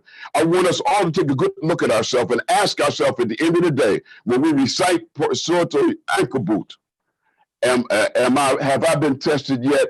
Am I racist without realizing it? And I pray Allah will help us to be more appreciative of the deen that we claim we have accepted. I apologize if I took too long. Shaykh and Imam Qasim, may Allah Ta'ala reward you. Imam Qasim, to me, I just want to mention to all the listeners and all the brothers and the scholars on the forum, Imam Qasim to me is just like a hero. La uzaki ala Allahi ahadan, this is the way I see it, but like a legend. If I were to come and just read the accomplishments by Allah's tawfiq, what Imam Qasim has established. Currently, he's Imam and director of Masjid al-Tawhid in Houston, Texas, founder of al-Tawhid Educational Center. But other than that, the amount of work that Imam Qasim is doing is like a person, I think, running a little country all on your own over there. May Allah Ta'ala bless you in your efforts. And this point, I want everybody to take many points from the wisdom and the life experience of our beloved elder and one of my mentors, that may Allah give us a tawfiq to follow in your footsteps of selfless service, but just the internal commitment, what you were talking about, that we as Muslims, as there's an ayat of the Quran which says that, وَلَمَّا يَدْخُلِ الْإِيمَانُ فِي قُلُوبِكُمْ, that you say you're Muslims with your tongue, but Iman has not actually entered your heart as of yet. Have we made that internal commitment? This is such a powerful thing that all my respected listeners that are tuned in, we have to let this platform be a starting point, that we make an internal commitment. And you say, I don't want to sound like I'm angry. I think many of us should just hear many of these experiences that probably some people in the community don't even recognize. They don't even know that it's happening. They're oblivious of it. And I think when people start realizing that this is the way that certain people are treated, this is the way that our brothers and sisters are being treated, and I'm doing it, and I might not even know that I'm doing this. We should become aware of this and become more sensitive to it. So may Allah Ta'ala bless you, Imam Qasim. Allah Ta'ala accept your words and give us the tawfiq to implement it. Next, inshallah, I call upon my beloved brother, Imam Hamzah Maqbul, who is the Imam of the Islamic Center in Cleveland and a very good friend. And may Allah Ta'ala reward you accepting, and offering us his time from his busy schedule. Allah Ta'ala reward you, inshallah. Maulana Hamzah, please. أعوذ بالله من الشيطان الرجيم بسم الله الرحمن الرحيم Alhamdulillahi Rabbil Alameen wa sallallahu tabaraka wa ta'ala wa sallama ala Sayyidina Muhammadin Sayyidina wa Sanadina wa Habibina wa Shafi'ina wa Mawlana sallallahu alayhi wa ala alihi wa ashabihi wa azwajihi wa dhurriyyatihi wa ahli baytihi wa man tabi'ahum bi ihsanin ila yawmiddin wa ba'd. First of all, I would like to say salam to our honored ulama and mashayikh whose faces are, mashallah, showing beauty in this Zoom call. If you look at it in the gallery view, this in and of itself, just them showing their faces at this Mubarak time for this Mubarak topic, despite all of us having had a lifetime of sitting in talks, but we're happy to show face one more time for the pleasure of Allah Ta'ala, and to hear it again and again until the day that we die. May Allah subhanahu wa ta'ala reward you. May Allah ta'ala reward those people who are here to hear the dhikra, to hear the reminder. فَإِنَّ الذِّكْرَى تَنْفَعُ الْمُؤْمِنِينَ, because this reminder and this remembrance will benefit the believers. I would like to especially show my happiness at meeting Imam Qasim. I met him in 2008 or 2007 when I was interviewing in a masjid, which was not a very productive, mashallah, interview. But I feel like the trip was worthwhile just because I got to meet him at that time. And it really is an interesting story of how he became Qasim Khan. So inshallah, if you get a chance, inshallah, you should ask him, inshallah. Allah subhanahu wa ta'ala keep his work under his protection and propagate it even after all of us leave this world. Look, many people are almost like fed up with hearing mashayikh give what they call like platitudes. You see, you always talk about these issues through theology. You're going to quote an ayah of the Quran, you're going to quote a hadith, and then you're going to be done with it, and nothing changes. And look, we're theologians. We are people, our day and our night is through books, it's with speaking, and it's with reading and with writing. And this is how we express ourselves. The knowledge that we take from the book of Allah and from the hadith of the Prophet sallallahu alaihi wasallam, as was explained to us by our mashayikh, both those who are living and those who have passed, not just the last generation, but going back from centuries. This is a frame through which we see the world, and this is the framework through which anyone who wishes to achieve success in this world and the hereafter should see the world. So in that context, I wanted to still say a couple of practical things. One is that whoever lives and dies for the pleasure of Allah subhanahu wa ta'ala, for that person, like Shaykh Qasim mentioned, self-reform is a necessity. Like Mufti Mudassir mentioned, self-reform is a necessity. And the ayah that Shaykh Tameem mentioned of Surah Al-Hujurat, that, O mankind, Ya ayyuhan nasu inna khalaqnakum min dhakarin wa untha wa ja'alnakum shu'uban wa qaba'ila lita'arafu, that we created you from one male and one female and made you into tribes and nations so that you may know each other. This ayah was revealed on an occasion after the conquest of Makkah Mukarramah, when three people who were still not Muslims, three people who were still pagan idolaters from the Quraysh, they made comments. And the first one of them, he said, Alhamdulillah, when he saw Sayyidina Bilal radiallahu anhu ascend to the top of the Kaaba and give the adhan, he made a comment that Alhamdulillah, my father died before seeing this day, meaning seeing what he considered the desecration of the Kaaba by a black man climbing to its top. And they worshiped their forefathers, they worshiped their ancestors. And that's the context in which he was saying that. That Alhamdulillah, my father didn't have to see this. He considered it a profanity and a blasphemy. And the second, he said what? He said, didn't Muhammad find anyone other than this ghurab aswad, other than this black crow, for giving his adhan? Wal-iyadu billah. And it's painful even to say these words, but there's a point in saying them, and they need to be said. So didn't he find someone other than this black crow in order to give his adhan? And the third one is Sayyidina Suhail bin Amr, who was a person who hitherto was not a Muslim, but he was considered to be from the wise people of Quraysh. And he hadn't accepted Islam hitherto. However, he decided, I'm going to wait and see, because something is happening here. I realize now that it's greater than what I had thought it was from before. So he said that if this is really a profanity like our old system of Jahiliyyah considered it, Allah Ta'ala will not allow it to happen to his Mubarak house. And if it's not, then we need to change ourselves. And then the fourth person in that group was Abu Sufyan, who had just accepted Islam. And so he says, I'm not going to say anything because these are his crew, these are his friends, these are the people he hung out with. These are his peers that are saying all of this, but he had just accepted Islam like a day before.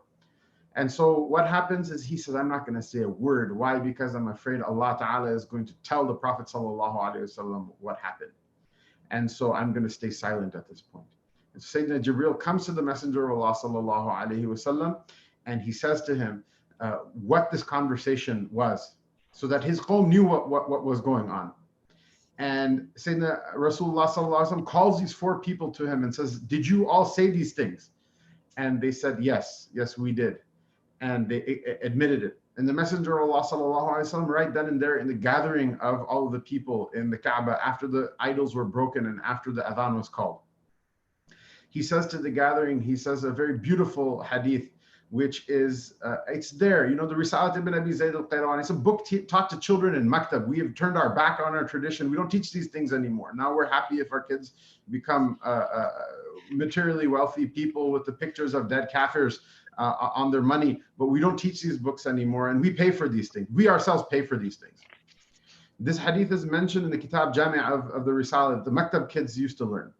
This is what he says: Inna Allah أذهب عنكم عبية الجاهلية والتفاخر بالآباء وتعاظمها بالآباء. So indeed, Allah subhanahu wa ta'ala has rid you. He has rid you of what? Ibbiyatul Jahiliyyah, the burden of Jahiliyyah, the burden of the age of ignorance. And that you should boast with one another about your forefathers. فالناس رجلان مؤمن تقي أو فاجر شقي. وفي رواية مؤمن تقي بر تقي كريم على الله وفاجر شقي هين على الله. That you're either a believer and you fear Allah and Allah honors you because of that, or you are a profligate, you are an open sinner, shameless person who's wretched, not just wretched in this world, meaning wretched forever in the hereafter, and you mean nothing to Allah Ta'ala. وَكُلُّكُم مِّنْ آدَمَ وَآدَمُ مِّن تُرَابٍ. All of you are from Adam, and Adam is from dust, which is a reality. It was put into poetry in an eloquent way by Sayyidina Ali radiallahu ta'ala anhu. So إِنْ يَكُنْ لِأَحَدٍ مِّنْهُمْ حَسَبٌ يُفَاخِرُونَ بِهِ فَالطِّينُ وَالْمَاءُ. That if anyone has any sort of lineage that they should boast about, then know that you're like your mother and father is a man and a woman. All of you, your lineage is from what? From clay and from water. And the Prophet ﷺ said that at that time. Now, what I want to say is, I'm happy, alhamdulillah, mashallah, that Imam Qasim is had a little bit of anger. We should show a little bit of anger from time to time. These things actually should make us angry. These things should make us angry, which is what? Which is that these comments about calling a black man a ghurab aswad, saying this snide remark of saying that he's a black crow. These comments about, alhamdulillah, my father didn't have to see this black man get up and give the khutbah. Okay, these are the same things we actually say ourselves. These are the same things that we actually say ourselves as people who pray 5 times a day, as people who pray in the masjid, as people who fast, as people who pay zakat, as people who get elected as board members. And unfortunately, as a treachery to the knowledge, which is a trust by Allah subhanahu wa ta'ala with us, even sometimes as mashayikh and as imams, we say these things. And it's not cool. It wasn't cool for those people who were idol worshippers. How was it going to be cool for somebody who says La ilaha illallah? And the Prophet ﷺ was informed about it. The Sayyidina Jibreel thought it a significant enough thing that the Prophet ﷺ was informed about it. We have to catch ourselves. We have to catch our tongues. We have to repent for these things. And if we hear someone say it, raise a fuss. Raise a fuss. They say protesting doesn't work. They say rioting doesn't work. I'm not giving a fatwa whether it's permissible or not. I'm just telling you, sometimes when you raise a fuss about things, people notice. And they'll pretend like, oh, well, I'm going to do what's right afterward, but not because you made a fuss about it. No, it's because a person made a fuss about it. If someone says something crooked like this, even good people make bad judgment from time to time. And the way you help your brother when your brother is doing something wrong is that you take them by the hand and you say, no, this is not the way. This is not the way that we're going to do this. This is not the way that we're going to do this. And the thing is, if you do it in a way that it's like Olympics, you know, like oppression is not the Olympics. What happens? Someone's like, well, you know, this happened to so-and-so, black people are disproportionately arrested by the police. Well, brother, also I also have been oppressed. Oppression is not, it's not the Olympics. You know, that there's a gold medal and a winner and a loser, and like there's this bronze medal and there are heats, and then you get cut, and then someone's on the podium and gets a bouquet of flowers while the other people go home losers. That's not how oppression works. It's okay to acknowledge somebody else's hurt. Most of the people who tuned into this webcast, they're the people who, mashallah, when compared to others, may least need to hear this message. But what all of us still need to hear this message. Like Imam Qasim was saying, the Prophet ﷺ said it to who? The companions in the time of Hajj during his own lifetime. We need to hear this message again and again, and then we need to take it just like those people of Hajj took the message of Islam from the Prophet ﷺ and then spread it forth to the nations. We also need to take this message and spread it forth to other people. And it's okay. It's okay. You know, as a brown person who, like, you know, whatever, gets 4 S's on his boarding card whenever he goes to the airport, and who's, you know, mashallah, used to get stopped by the police for looking like a Mexican before I had a beard. But now, alhamdulillah, mashallah, now the police stop me and harass me, both in the Muslim world and over here because of being a Muslim, alhamdulillah, right? That's fine. I can acknowledge the fact that there are other people who are suffering without it diminishing any of my suffering. I don't have to pretend like suffering is an Olympic. We're all in this thing together. And it doesn't diminish any of my experience by saying that, yes, our African-American brothers get treated worse than we do. And traditionally, they've gone through more suffering than we have. And that needs to be acknowledged, and there needs to be some ri'ayah for that as well. There needs to be some restorative justice for that as well. And that we're all in this together. So inshallah, these are some comments I wanted to say. Inshallah, there will be more time for a more fruitful discussion. And I think probably my brothers on the panel have more productive things to say than I do. But these are some things that I felt from myself that I wanted to share. And may Allah subhanahu wa ta'ala accept all of the mashayikh showing their Mubarak faces and Munawwar faces on this day for this cause, for the pleasure of the Lord. And may Allah subhanahu wa ta'ala accept from all of those who have logged on and given their time on this Saturday for the pleasure of Allah subhanahu wa ta'ala, in order to try to expel some part of this Iblisian nature from our hearts. And may He make it a reason for us to be forgiven on the Day of Judgment. Wa sallallahu wa sallam ala Sayyidina Muhammad wa ala alihi wa sahbihi ajma'in.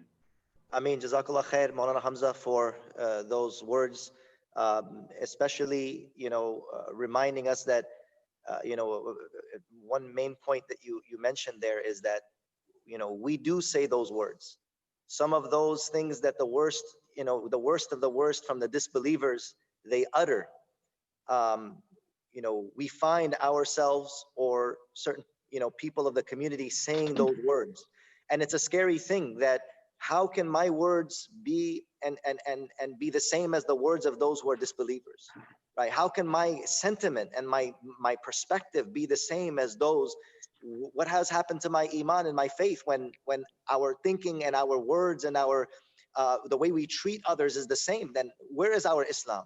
You know, in ritual prayer, as Imam Qasim was mentioning, in your prayer and in your fast, that's what makes you a Muslim. But in your heart and in your attitude and in your behavior with other human beings, it's still the same as the kuffar. So a lot of food for thought. May Allah Ta'ala bless all of you and reward you. I'm getting a lot of text messages, and I'm getting a lot of messages from local and you know, outside brothers nationally, you know, the benefit of having this dialogue. Many people have chimed in, and they said that they're very grateful to all of the scholars and the brothers on this panel, that this was a very necessary discussion that we have to have. May Allah Ta'ala reward every single one of you.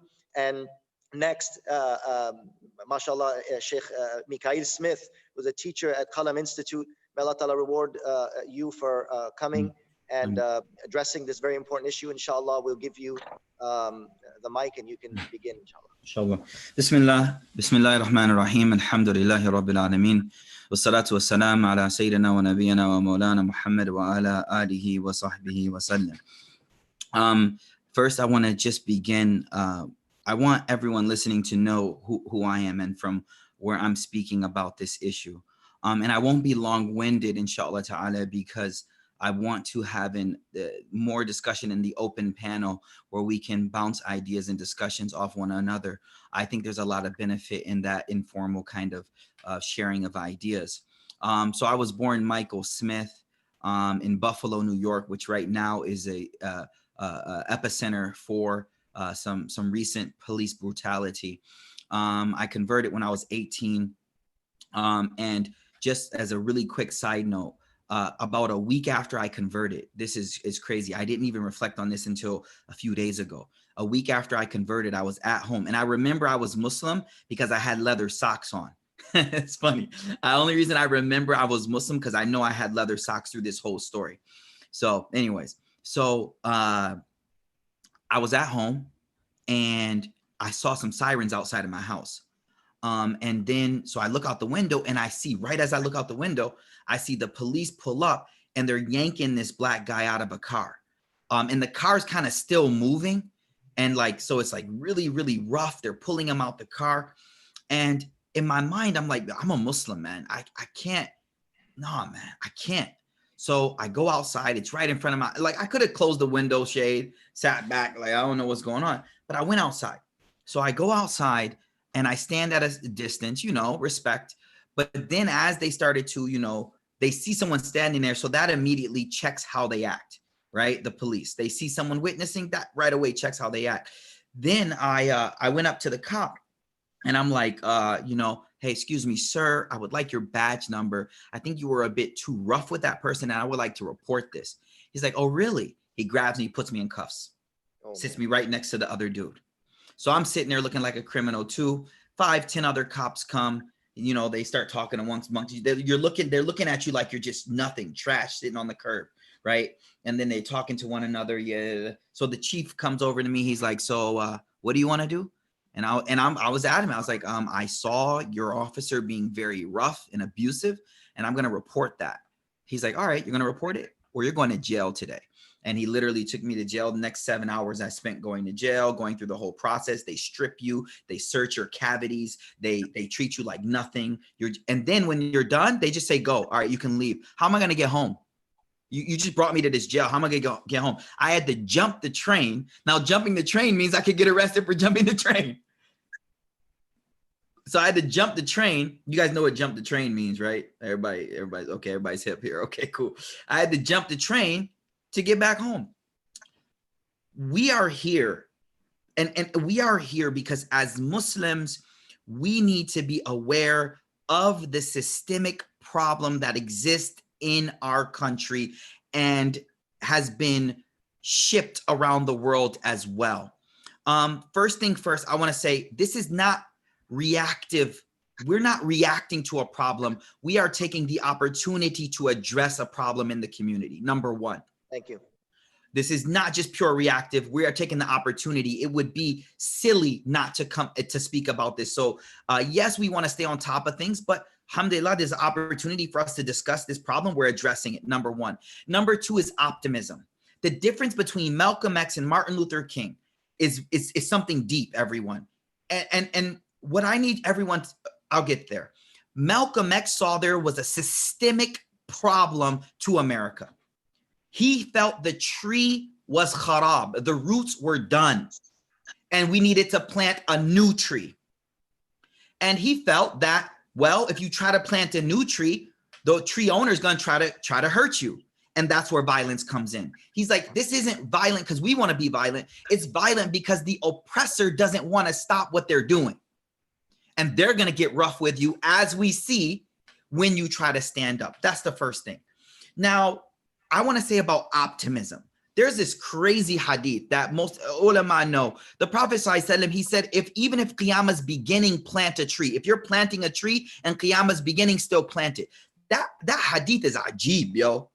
It's crazy. Why? Because it's the epitome of like optimism. Qiyamah is beginning. That's the point where you'd be like, bus chordo. You'd be like, it's done, yo. What told ya? Like, it's over. But the Prophet ﷺ says, no, even at the moment where Qiyamah is beginning, you plant the seed. And so a lot of times we get really fatalistic as Muslims, where it's like, nay, bas Qiyamah, the only thing that will fix this is Qiyamah. But no, it's done. To hell with it, No, be optimistic. Right now, you are witnessing across America and the world what may be the tipping point to deep change. And we have to be optimistic about the change that can come. I know many times, and my wife was questioning me because I've been a part of protests before where we're protesting on Sunday and on Monday, everyone's back at work. So it's kind of like fuzul. They say in Urdu, fuzul, yeah, it was, we hold some signs and then a week later we're back at work. This is different. This is different. This has grabbed the nation and it seems like it can be the tipping point. Now, a thing that was touched upon by Imam Qasim, Jazakumullahu khairah, is that racism is a satanic religion. And I'm not going to go back into that because he did a great job of explaining it. Satanic religion. So two things at the core of satanic religion is racism and consumption, which is part of capitalism, which explains a lot of what we see about the rioting and the looting, which is a form of showing people not being happy with these very large, the capitalistic system at whole. I'm not endorsing this at all. Please don't take the words out of context. I'm just explaining to you some of the realities of what's on the ground and what's going on when the economic crisis is going on and $4 trillion are given to large corporations where small businesses are allowed to kind of deal with there's a big issue with capitalism here. But why do I say capitalism is part of the problem? Because when Shaitan sees Adam created, he goes inside of him and he says, oh, he's hollow inside. So that means he just wants more and more and more. What we need to understand is this: as a Muslim community, I'm speaking to my Desi and Arab brothers and sisters specifically. You have to study whiteness and blackness as a topic. What do I mean by that? What is whiteness? When we talk about this problem, when we say Black Lives Matter, see, unless you study America and you know the context in which you're living, you don't understand what that means. And you're like, all lives matter. We're Muslim. We're like, whoa, what'd you just say, bro? Don't say that. Don't say all lives matter, because that means you don't understand the country that you're living in. And so whiteness, and there's a book I encourage us to read, is Uprooting Racism by Paul Kevel. He says, and I'm gonna quote this, he says, whiteness is a constantly shifting boundary, separating those who are entitled to have certain privileges from those who are exploited and left vulnerable. So that's like, whoa, okay, now I see what you're talking about when you're saying whiteness, because whiteness is a system of structures that are used to keep a certain people in a certain demographical position so that other people can stay at another certain demographical position. And why is this important? Why do you have to study America? When the Prophet came to Medina, there's a narration, and the ulama can correct me as well, where Abu Bakr would sit next to the Prophet and tell him the people coming, because he needed to know who people are. The context of the place you're moving to and you live in, that's who you are. So many Muslims are very globally minded Muslims, which is great. But you also have to be locally minded too, because this is where your children live. This is where you're going to be buried. This is your country. You need to understand whiteness, blackness, and what America was built on. And so when you look back and you realize that this country that you've moved to, you're a part of, that you call home, was built on the back of my ancestors, literally. The superpower of the world was built on African backs. Like, when you truly understand that, and then what many immigrant community members don't study is how racism, no, forget racism, oppression of black people did not stop when racism ended. You got to study this. My father witnessed clear segregation. My father witnessed, you don't stay in this town once Maghrib hits. There were towns in the south of America where if it's black and if you're black and the sun sets and you're here, you're a dead man. You can't be in this town. You have to keep it moving. And so it's very important that the immigrant community, that we study and understand the systemic racism. Now, why do we have to study it? First of all, this is home. You need to understand what's happening around you. Number two is you may be contributing to the system that is oppressing a certain people, and you don't even realize it. How many of our brothers have stores in the inner city? Be real. Liquor stores, not just stores. They got liquor stores.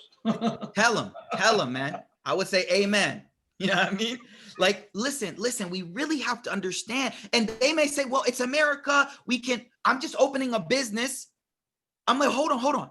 You don't realize what you're a part of right now.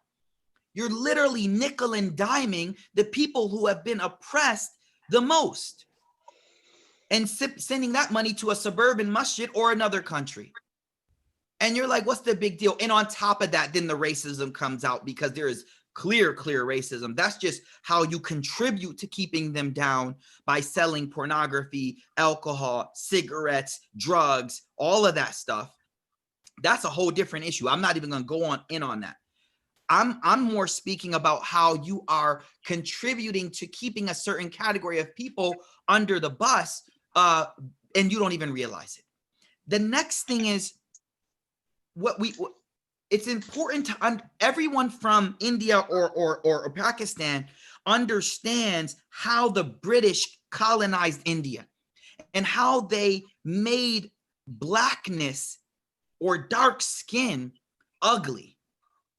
I posted something on Instagram the other day, which is, if you've ever heard your mother say, don't play in the sun because you're going to get dark, there's something going on there, bro. I need everyone to hear me on this.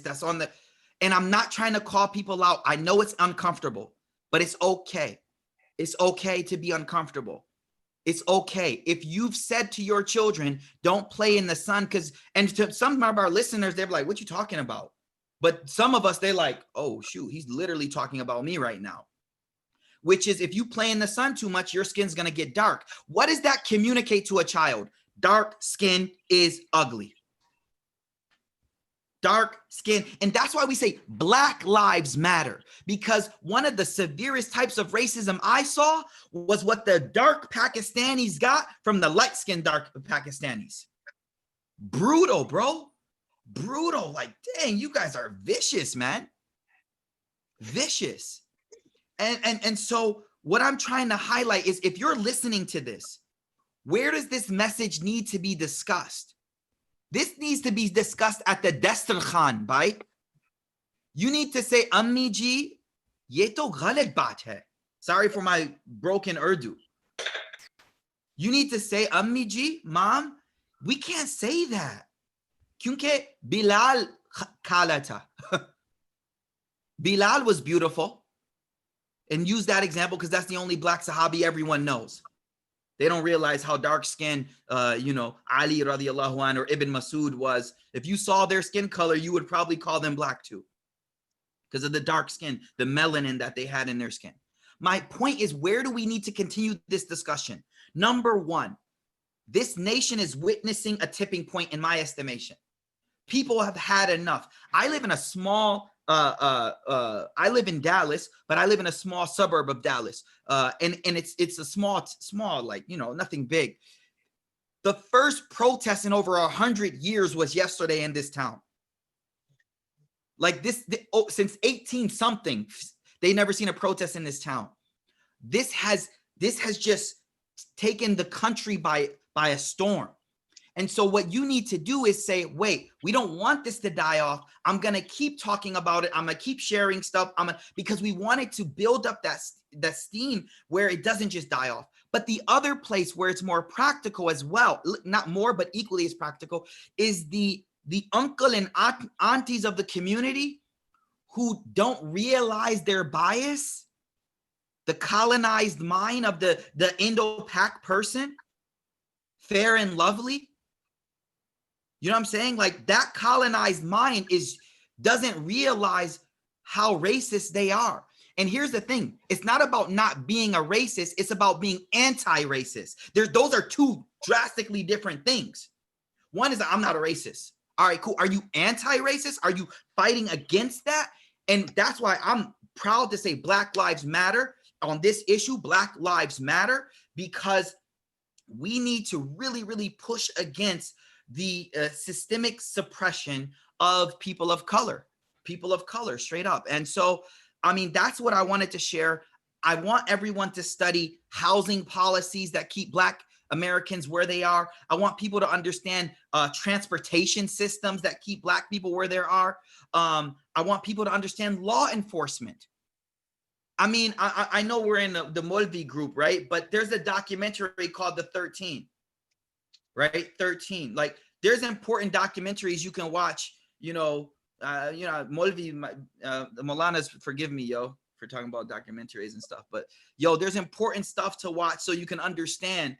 We are all about documentaries. All right, cool. The 13th Amendment of this country. But go on. I feel you. Thank you. I needed the reinforcement, my brother.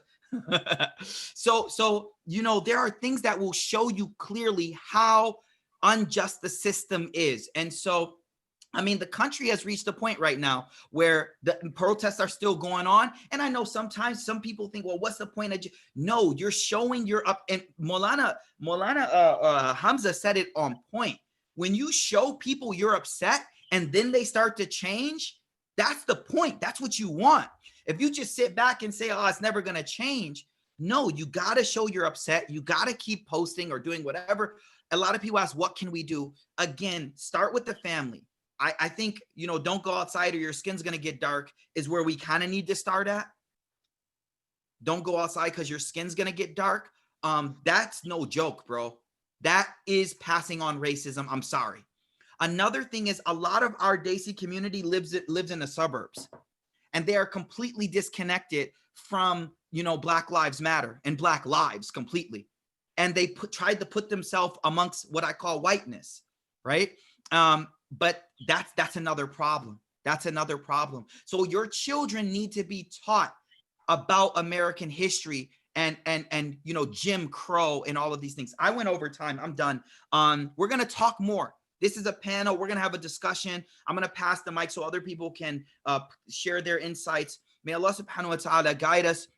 May Allah subhanahu wa ta'ala allow us to understand this Black Lives Matter movement right now, in the context we're in right now, the oppression and police brutality against people of color. We really need to understand that as Muslims, stand up for justice, walau ala anfusikum, even if it's against yourself. So jazakumullahu khaira, and I'm looking forward to hearing racist cops' lives don't matter. Let the pun. Oh my goodness, subhanallah, Imam Qasim, Allahu Akbar. Someone screenshot that right there, yo. Jazakumullahu khair, everyone. I've shared what I had to share, but I'm looking forward to the conversations. I think that's what will bring a lot of the subtle points out, inshallah. Jazakumullahu khair, Shaykh Mikaeel, and I wanna mention all these things. This is one of the questions that we had,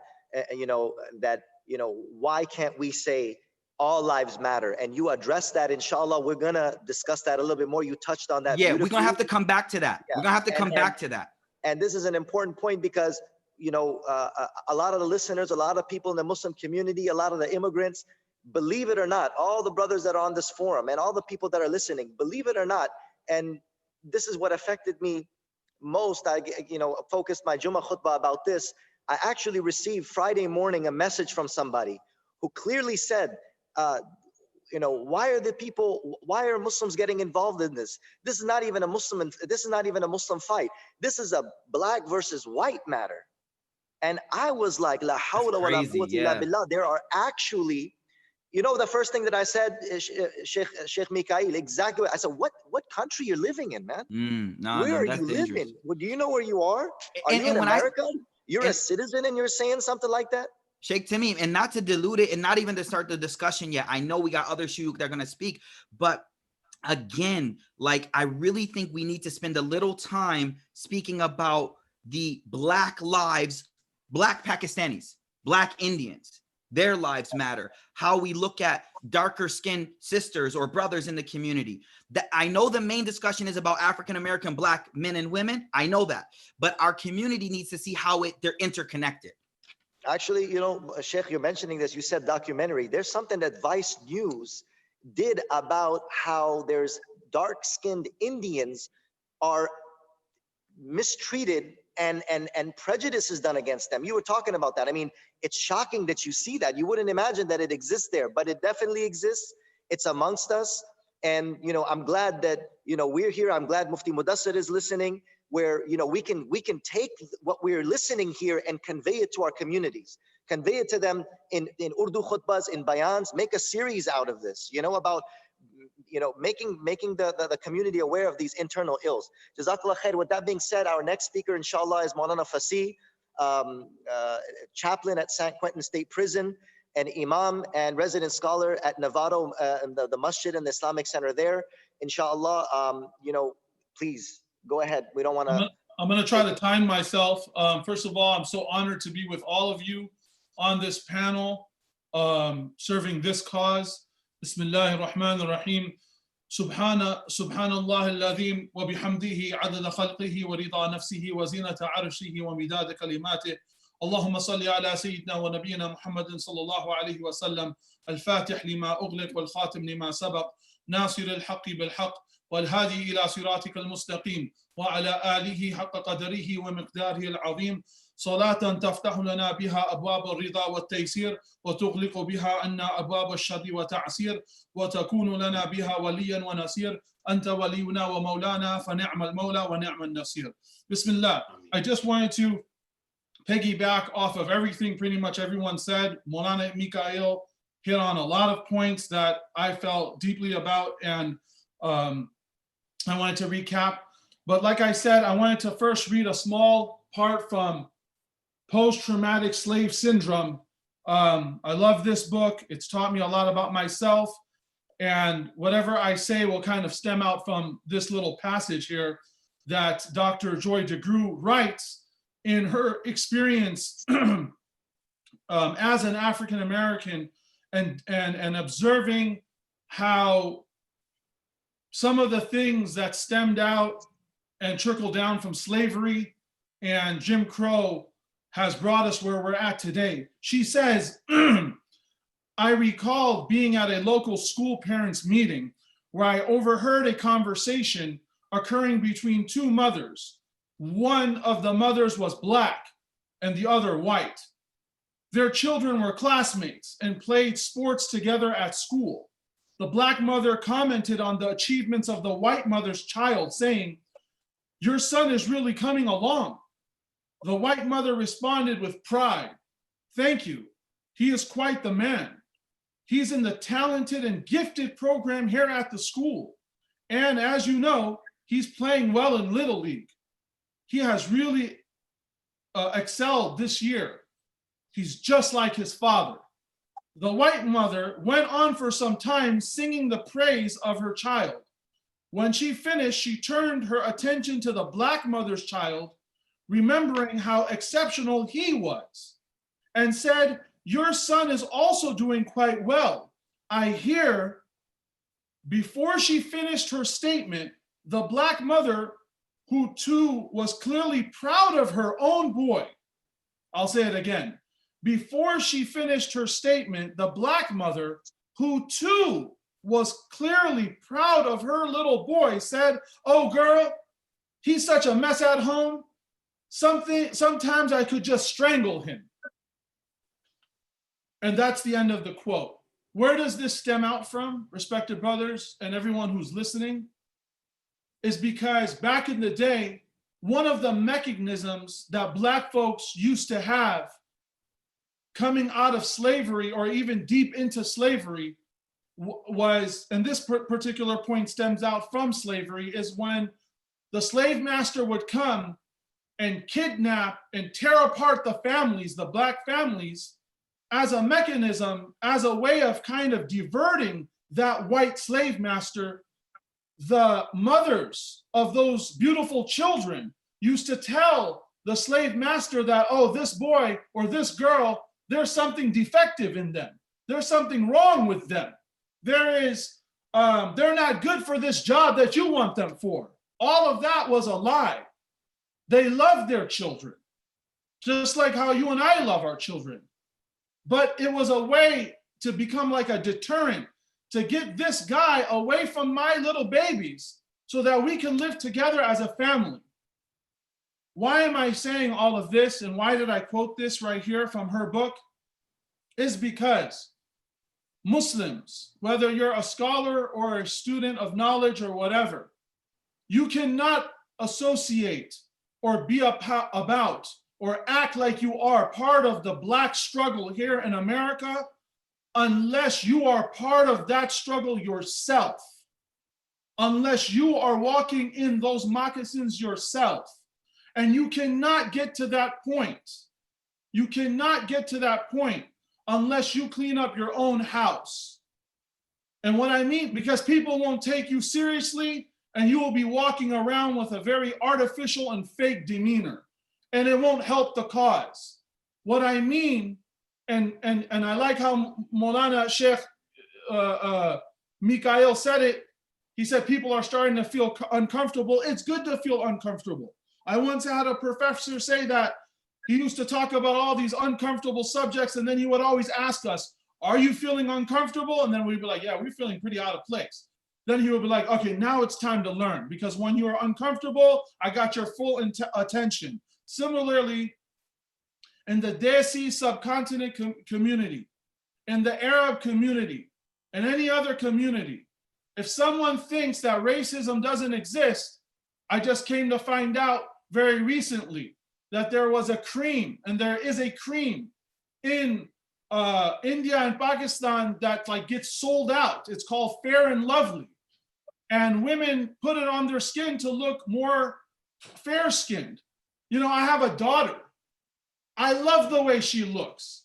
Even if she was beautifully Black, it would tear me to my soul if I had her or saw her putting on such a cream, because she's not proud of what Allah subhanahu wa ta'ala gave her. And why the heck do we want someone to live in such a deep inferiority?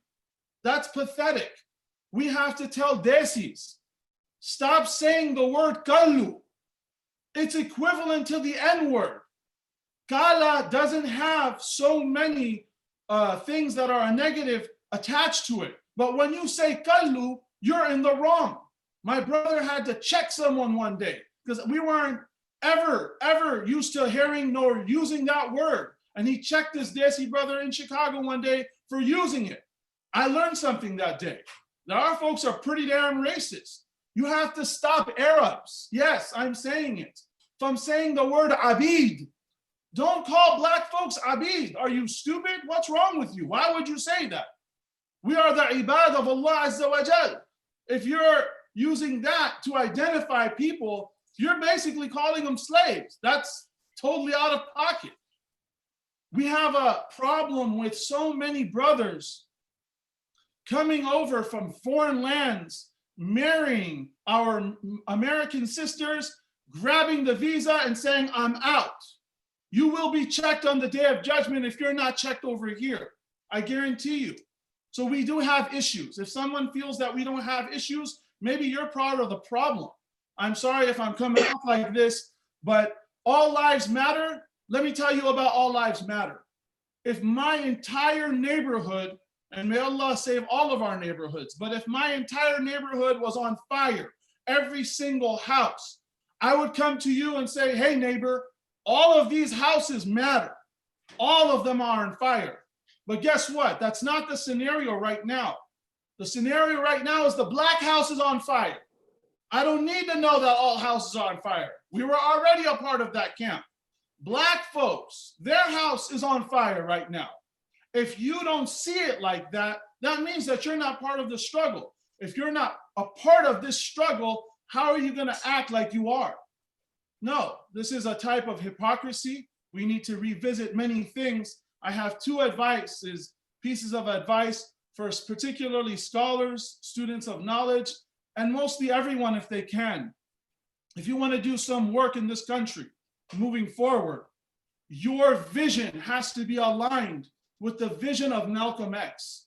For that, you will have to study his speeches and read his biography and align your vision of being an American with an American who was a shaheed for the right cause. That's number one. Number two is, if you want to do work in this country, start off with books like this, Post-Traumatic Slave Syndrome by Dr. Joy DeGruy. There's a whole other line of books that you can read. You can now even go onto the internet and listen to her speeches. Start from somewhere, or else you will not feel people on their struggle and what they're going through. And if you can't feel them on this and understand where they have come from, then what do we have? We have to get rid of all of these diseases that we have in our own house, in our own community. And at the same time, we have to be a part of this beautiful ni'mah that has came in the form of almost like a revolution. And whoever catches this wave, Allah subhanahu wa ta'ala will reward them for catching the wave of justice and haqq.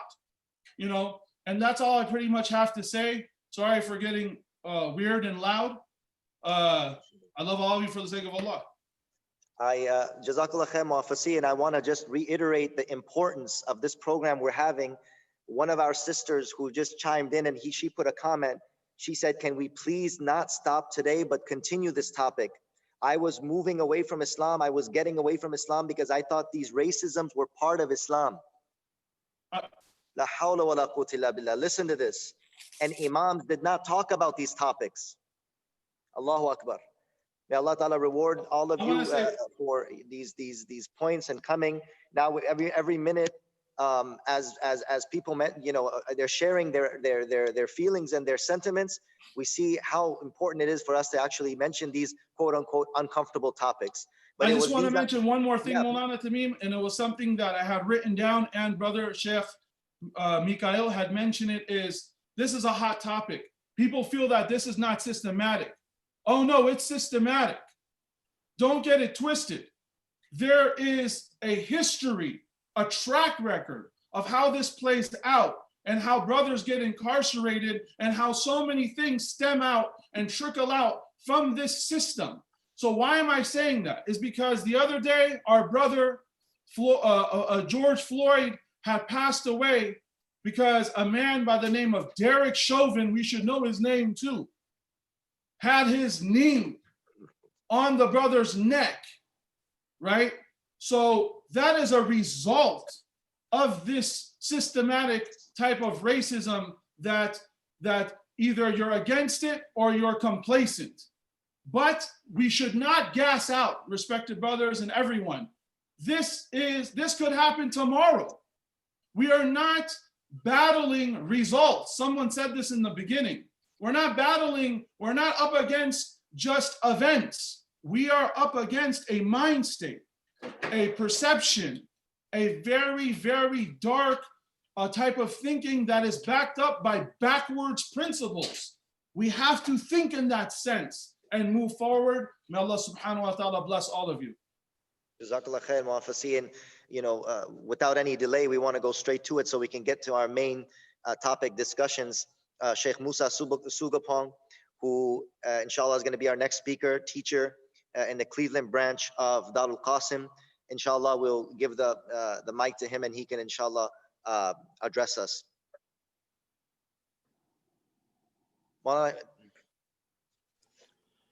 Bismillah walhamdulillah wa salatu wa salamu ala rasulillah wa ala alihi wa azwajihi wa dhurriyyatihi wa ashabihi wa man wala wa ba'du falhamdulillah thumma alhamdulillah. Assalamu alaikum wa rahmatullahi wa barakatuh. Respected scholars, elders, colleagues, dear brothers and listeners, sisters, may Allah Ta'ala bless you and reward you and help us all do what is right and always keep us on the path towards achieving our goals as human beings, as Muslims, as believers. I wanted to say a couple of things and I'll keep it as brief as possible, inshallah. And I don't speak as an activist, nor do I claim or expect to be given the authority of an activist. There are those who fit that bill.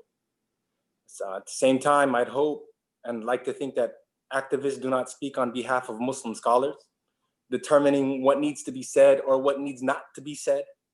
If they're true scholars, we complement and support each other. Rather, Muslims have always excelled at merging the secular approach towards accomplishing goals in any given field with faith-based values that make us uniquely Muslim. The umbrella is and has always been Islam. And this shelters every other branch, every other field of study, every other field of action. It's not the other way around.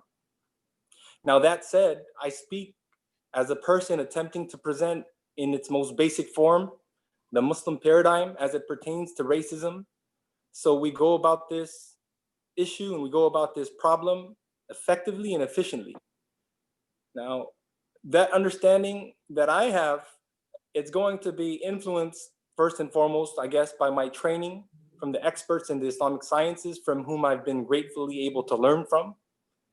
And then by my background, and taking a page out of Shaykh Mikaeel, who gave a little bit of background about himself, and I'll say why I think that's important, right? My background as a child of immigrant parents who worked hard so that my siblings and I can have a better life, dealing with racial tensions towards minorities in the late 60s in the United States.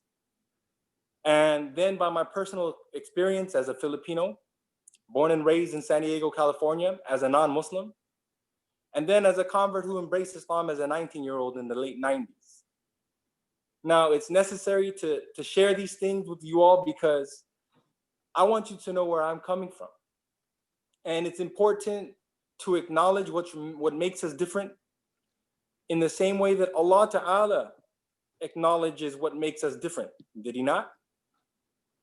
When he addresses us, he points out what's different.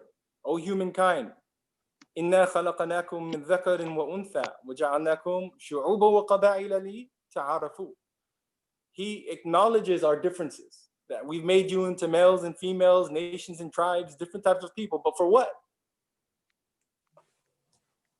But for what?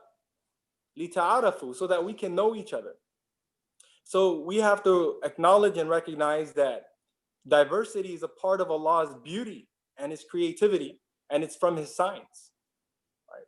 Allah Ta'ala mentions specifically, وَمِنْ آيَاتِهِ خَلْقُ السَّمَاوَاتِ وَالْأَرْضِ وَاخْتِلَافُ أَلْسِنَتِكُمْ وَأَلْوَانِكُمْ إِنَّ فِي ذَلِكَ لَآيَاتٍ لِلْعَالِمِينَ.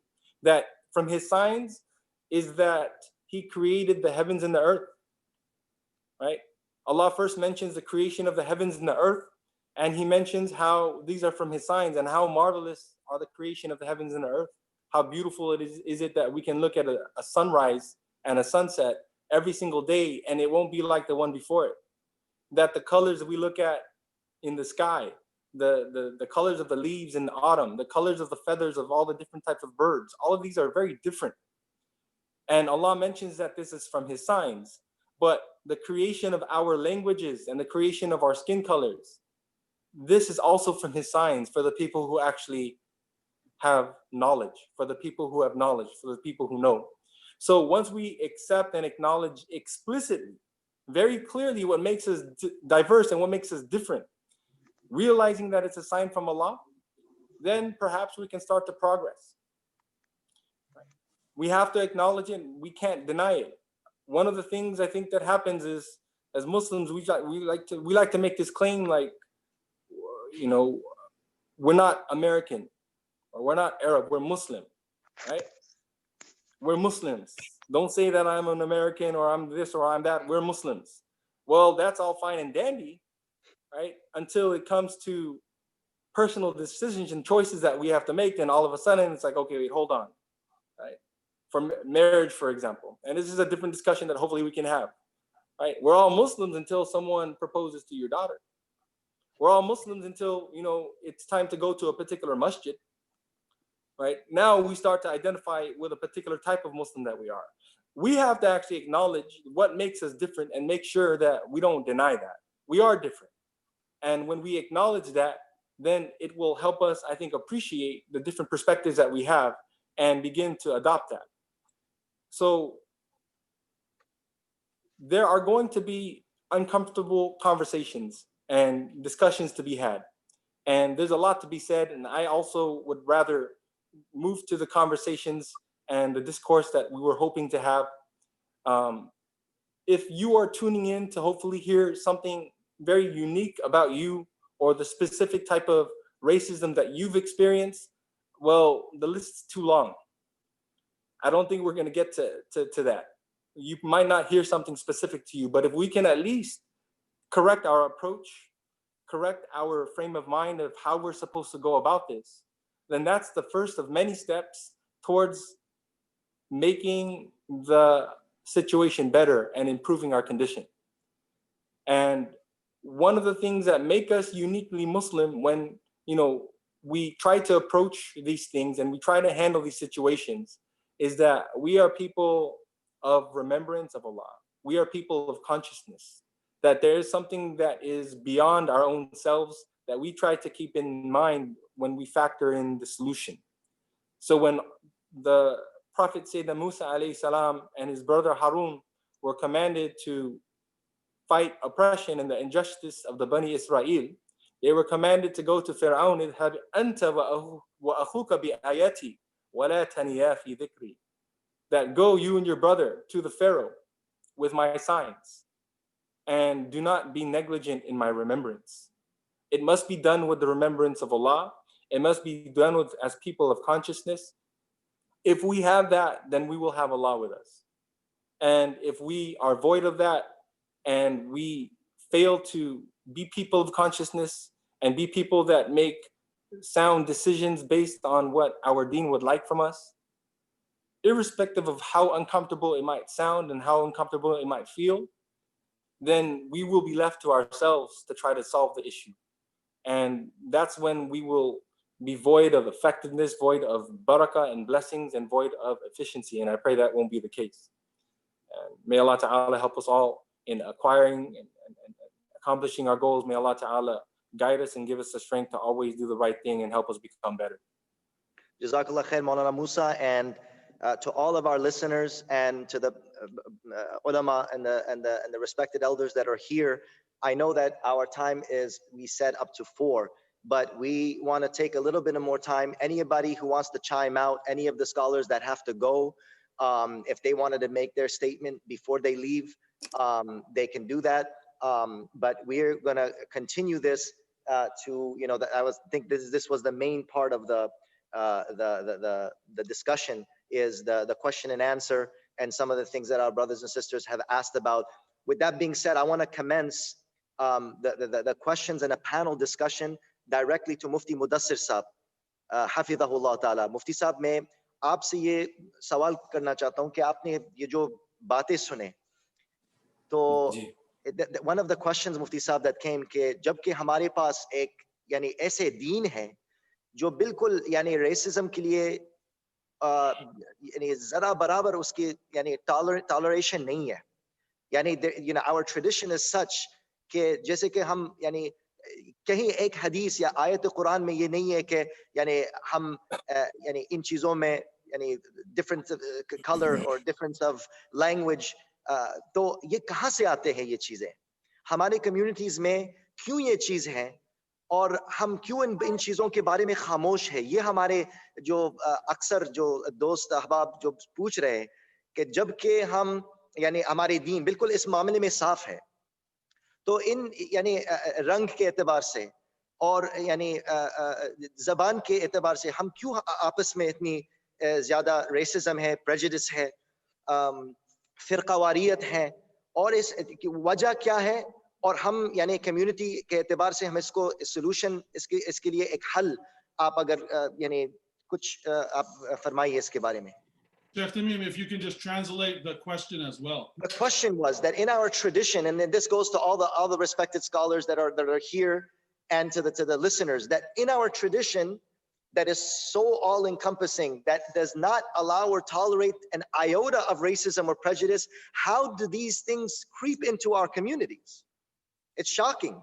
And this is why I wanted to address Mufti Mudassir Sahab, who has been, subhanAllah, leader for the community, and has been an advocate for khair and barakah and blessings. But this this thing, it's there. I know that he's been an elder of the community. He has been someone who's seen this. आप तो कितने देखे हैं community के अंदर, अपने तजर्बे से, अपने experience से. अगर मुफ्ती साहब आप हमसे कैसा, क्या वजह क्या है, क्या एक वजह ये हो सकता है, could it be a reason because हम इसके बारे में बात करते नहीं, because we're not discussing these issues. जी सबसे पहली तो यही बात है जैसे आपने फरमाया کہ ہم اس پہ بات نہیں کرتے. ہم اس پہ جو ہے یعنی عام طور پر جب ہم بات کرتے بھی ہیں, جیسا بھی ہمارے ایک عالم نے اس پہ فرمایا کہ ہم کبھی بھی ریسزم پہ بات کرتے ہیں تو فوراً ہماری بات کالے اور گورے پہ آ جاتی ہے نا. حالانکہ اگر یہ تو Tameem, because that's a very important point right there. Maybe just Mufti translate. Saab is mentioning, let me Mufti Saab میں یعنی جو آہستہ جو ترجمہ کرتا ہوں کہ Mufti Saab mentioned in answer to this is that first and foremost in answer to this, why does this creep into our communities despite the fact that it is so definitive, right? The condemnation of racism. He said because first and foremost we are not addressing these issues, and when we do address the issue, we address it as if it's only a black and white matter, right? It's a white issue and a black issue, whereas it's something deeper than that. And Mufti Saab, I think, is talking about Maulana Mikaeel, who said that we, even amongst ourselves, look down upon, other Desis who are of darker complexion. I mean, this is even a deeper issue. It's an internal issue. It's not a matter that only, involves the white or black. جی. اور مولانا کہ اس میں تربیت کا بھی بہت بڑا فقدان ہے. جی. کہ تربیت کا بہت بڑا فقدان ہے کہ ہم جو ہے یعنی اس کو ہم دین نہیں سمجھتے. ہم جو ہے نماز کو, عبادت کو, تلاوت کو دین سمجھتے ہیں, لیکن جیسے میں نے عرض کیا کہ معاشرے کو بنا کے رکھنا جو اتنا بڑا اہم کام ہے حضور صلی اللہ علیہ وسلم نے کیا, اس کو ہم نے دین نہیں سمجھا ہے. جس کی وجہ سے ہمارے ایک منٹ مفتی صاحب, بہت very essential points Mufti Saab is mentioning, and all of the immigrant Muslims and all the other Muslims as well, that Hazrat is mentioning that the tarbiyat is lacking, that there is a need for nurturing and teaching this to our children, not being tolerant of any type of racist comments, as Maulana Mikaeel indicated to, as Maulana Fasih indicated to, that there is a need of tarbiyah, nurturing our children upon not having these type of things. And also Mufti Saab says that we don't consider this part of deen. The ma'asharati aspect of our deen, the aspect of our deen that deals with social conduct, the aspect of our deen that deals with social dealings, we don't consider that to be something important. Just like we teach the tilawatul Quran, or we teach salat, or we teach fiqh, or other things, we are not teaching these things to our children, and therefore there's that it leaves that vacuum, and that vacuum is filled with other evil influences. Ji Musa. مولانا ہم نے اپنا ایک معیار طے کر لیا ہے, اپنا ایک معیار طے کیا ہے کہ ہم, جیسے مثال کے طور پر میں کھل کے ہی بولوں آپ کو کہ خاص طور پر ہم اپنا معیار یہ طے کرتے ہیں کہ جیسے میں یو ایس سٹیزن, میرے پاس بہترین پاسپورٹ ہے, یعنی میرے پاس میں جو آدمی H1 ہے اس کے مقابلے میں گرین کارڈ ہولڈر ہوں, گرین کارڈ ہولڈر کے مقابلے میں جو ہے یو ایس پاسپورٹ میرے پاس ہے.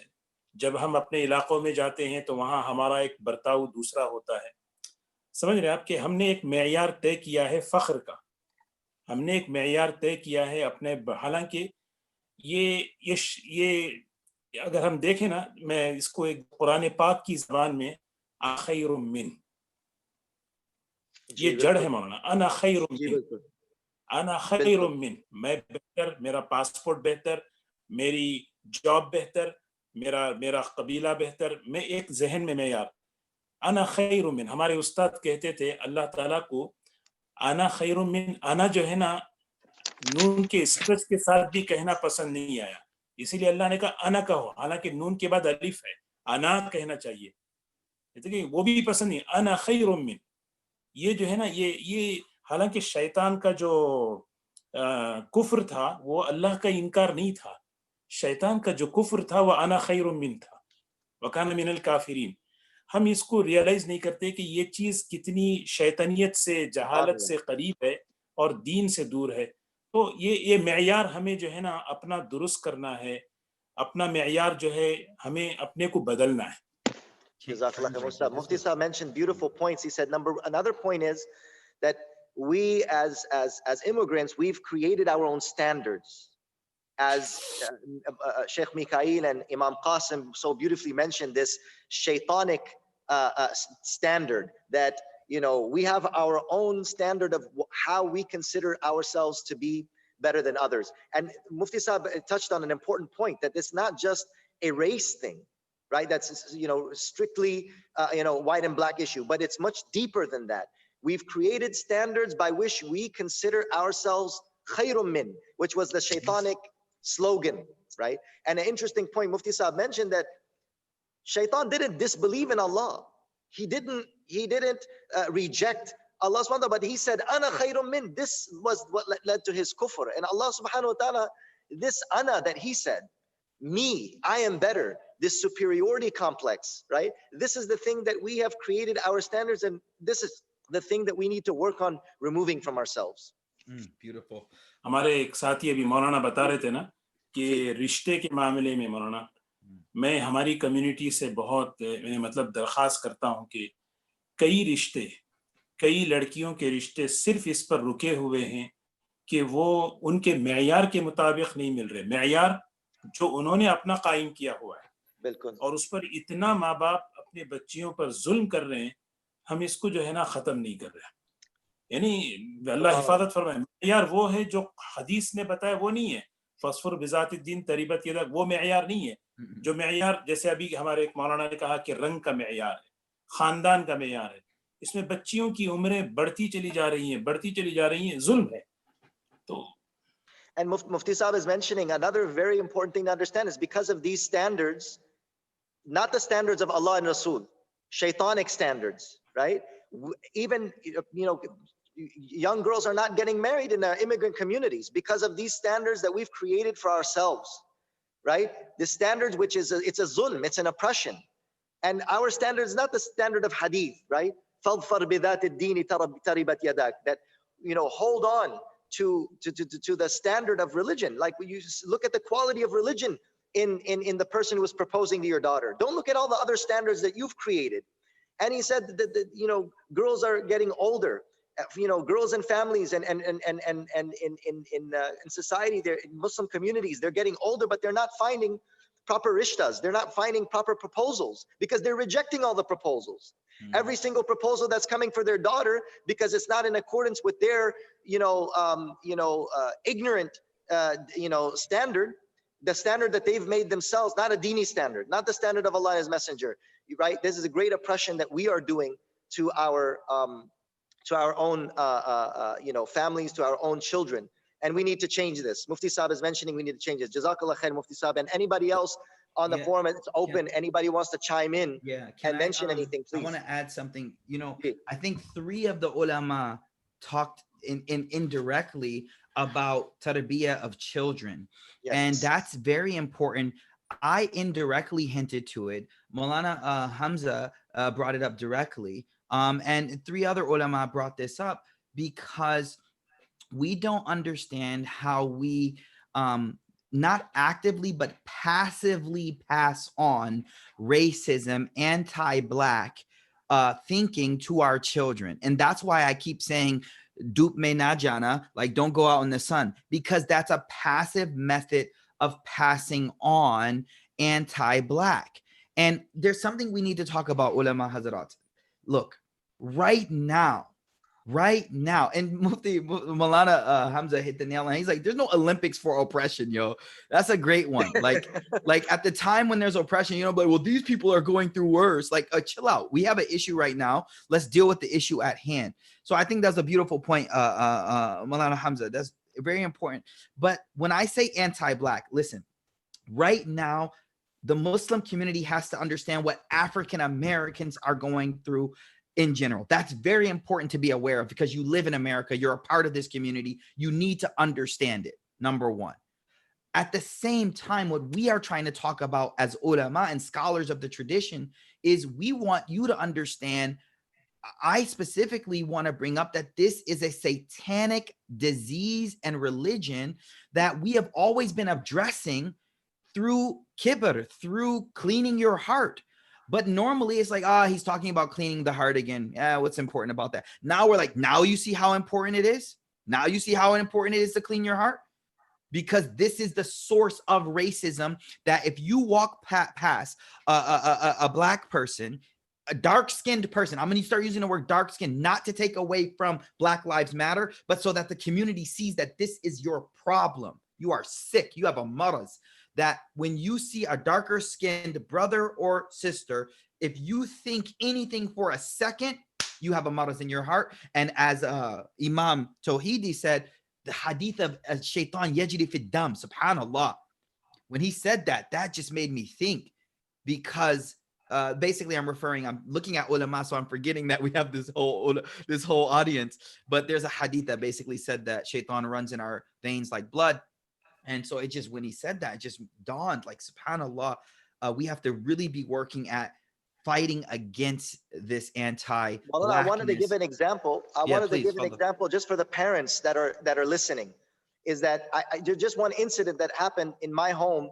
You know, there was some video or something where a person was speaking Chinese language, and my youngest child started imitating that Chinese language, and the children were giggling. Right at that moment, when I heard that, it bothered me, because, you know, if we're not going to be sensitive and we're not going to be hassas to the tarbiyah of our akhlaq, it doesn't matter what shaykh you send your kids to later on, it's going to be very difficult to make islah of them. You as parents at home need to start the islah of your kids and have that hassasiyat yourself, that sensitivity. When the kids started giggling and making the sounds, because obviously we're not from that culture and that language sounds unusual to us, and it's natural. You want to, you know, mimic it or joke it. That is a disease, as Maulana Mikaeel mentioned. It is a disease. So I told the kids, I said, do you know that laughing at that language and mimicking it like you're doing, it's mimicking the signs of Allah? It's mimicking, Allah Ta'ala says, وَمِنْ آيَاتِهِ اخْتِلَافُ أَلْسِنَتِكُمْ وَأَلْوَانِكُمْ. SubhanAllah. Allah's signs is the differences in our languages and our skin tones. So when you're laughing at that language, are you laughing at the language, or you're laughing at Allah? That's a Are you beautiful laughing at, are you looking down upon that skin tone? Are you looking down about the Creator? Right? And I'll never forget my grandfather, rahimahullah. He wasn't like, you know, a hardcore religious man. You know, he prayed when he could, but he told me something that I'll never forget. I said something about somebody's nose, or I said something that, you know, look at that person with the big nose. I remember I was like 8 years old, and my grandfather told me a poem in Farsi. And he said, is it the painting that you are laughing at, or the painter? SubhanAllah. Is it the design that you're laughing at, or the designer? Who is the one who created him like that? Who is the one who made that language? Who is the one who made that human being? Just for our children to hear that, subhanallah, children are on the path of fitrah. Wallahi, brothers and sisters and parents, you tell them, they will remember that their entire life. They just need to hear it once. And this is extremely important. And may Allah Ta'ala reward Mufti Sahib, who mentioned the point of tarbiyat, nurturing our children on the right thing. If anybody has anything else to say about that, Shaykh Tameem, you know, I wanted to, I guess, kind of tie a couple of things that were mentioned in together. Please. One is the idea about the, you know, oppression and suffering not being Olympics. Look, we have to look at all of these things through our own frame of reference as Muslims. And Black Lives Matters as a concept we agree with. Black Lives Matter as a movement, which is a particular movement with a particular sense of sensibilities, with you know, a particular group of people. This is a specific group of people, not the abstract concept, but they have a website and all of these other things, and it's integrated into this kind of worldview of liberalism, where there's this narrative that, like, there's all this oppression in the world, and we're against all oppression all at the same time because it's oppression. And, you know, like, so Black Lives Matter, if you go at the website, it's like, you know, we're going to unseat the patriarchy and we're going to end the domination of cisgender, this and that. This is all nonsense. And we have to look at these things through our own tradition. And one of the fatal flaws that we have is that we don't respect our tradition. You said your grandfather quoted that verse of poetry to you in Farsi. This is the hikmah of our elders. It comes from the knowledge of wahi. It comes from the knowledge of revelation. There's another, because mashallah, Allah subhanahu wa ta'ala has made you an you know, our leader, you know, one of the leaders of our qawm in this responsibility of helping people with their suluk. There was the example of one of the great mashayikh of the Indian subcontinent in Punjabi, a great poet of the canonical poet of the Punjabi language, a well-known individual by the name of Baba Bulle Shah, who was a Sayyid. He was a descendant of the Messenger of Allah sallallahu alaihi wasallam, and a great Shaykh of the Tariqa Qadiriyah. And his Shaykh Shah Inayatullah al-Qadiri, whose mazar is in Lahore, he was a person of like native Indian descent. He was not a person of foreign descent, which was in the caste sensibilities of the subcontinent, it was considered something inferior. And so when he went to his Shaykh, who is an Indian, he's a person of descent from the Prophet sallallahu alaihi wasallam, the most noble of descent. And he went to a Shaykh, though, for the sake of deen, in order to advance his deen. He went to a person who was considered to be of a lower caste. His sisters and mother and aunts, they complained. They said, "This is a shame on the family that you're a Sayyid and you're going to learn from somebody who's lower than us. You should go find another Sayyid, Shaykh." And there's a long nazam, a long poem that he composed on this occasion. One line which I wanted to share with you is what Jere Sanu Sayyid Akhe Dozakh Milan Sazayan. You're not a Punjabi speaker, but I'm pretty sure that you understood what the meaning of the bait was. That I went to him for the sake of my suluk to Allah subhanahu wa ta'ala. Whoever brings up his lineage, and again after this day, whoever because his lineage is supposedly lower than that, anyone who calls me a Sayyid after this day, he can go to hell. Literally, it says anyone who calls me a Sayyid after this day, he can go to hell. Dozakh milan sazayan literally means that may they receive multiple punishments in the hellfire. Why? Because they didn't play about these things. You know, they didn't play. They didn't pussyfoot about these things. We see certain people do that, and then we think that's the tradition. That is not the tradition. And we need to, connect. It's so beautiful. Shaykh Mikaeel said that people are like, oh yeah, he's just talking about cleaning your heart, standard piety nonsense. That's like not practical. These things, this is the day that you realize how practical they were. And so we need to connect with that tradition again, instead of having a bad opinion about our forefathers who really weren't about any of this nonsense. Jazakallah khair, Hamzah. Anybody else want to add to that? Sheikh Musa, Fasih. I wanted to add one point. It's kind of I want to almost say it's something that should be natural to us, which is that our acquaintances should be with everyone, but particularly with our Black brothers and sisters in this country, not just by way of deen, but just because we are with them and we're always around them. It's kind of a funny thing, and it's about my own little experience. But my parents, and I'm not promoting that we should let our children spend the night at non-Muslims' houses. But back in the day, I used to spend the night at my friend's house, all different kinds of friends. And I know in my heart of hearts that a lot of Desi parents would not let their children spend the night, let alone at a non-Muslim's house, but a Black person's house. So I don't know what that was all about, but my parents were kind of, I guess, unique in that sense. And I had a good friend. His name was Gregory Richardson. We used to call him Bubba. And I used to spend the night at his house.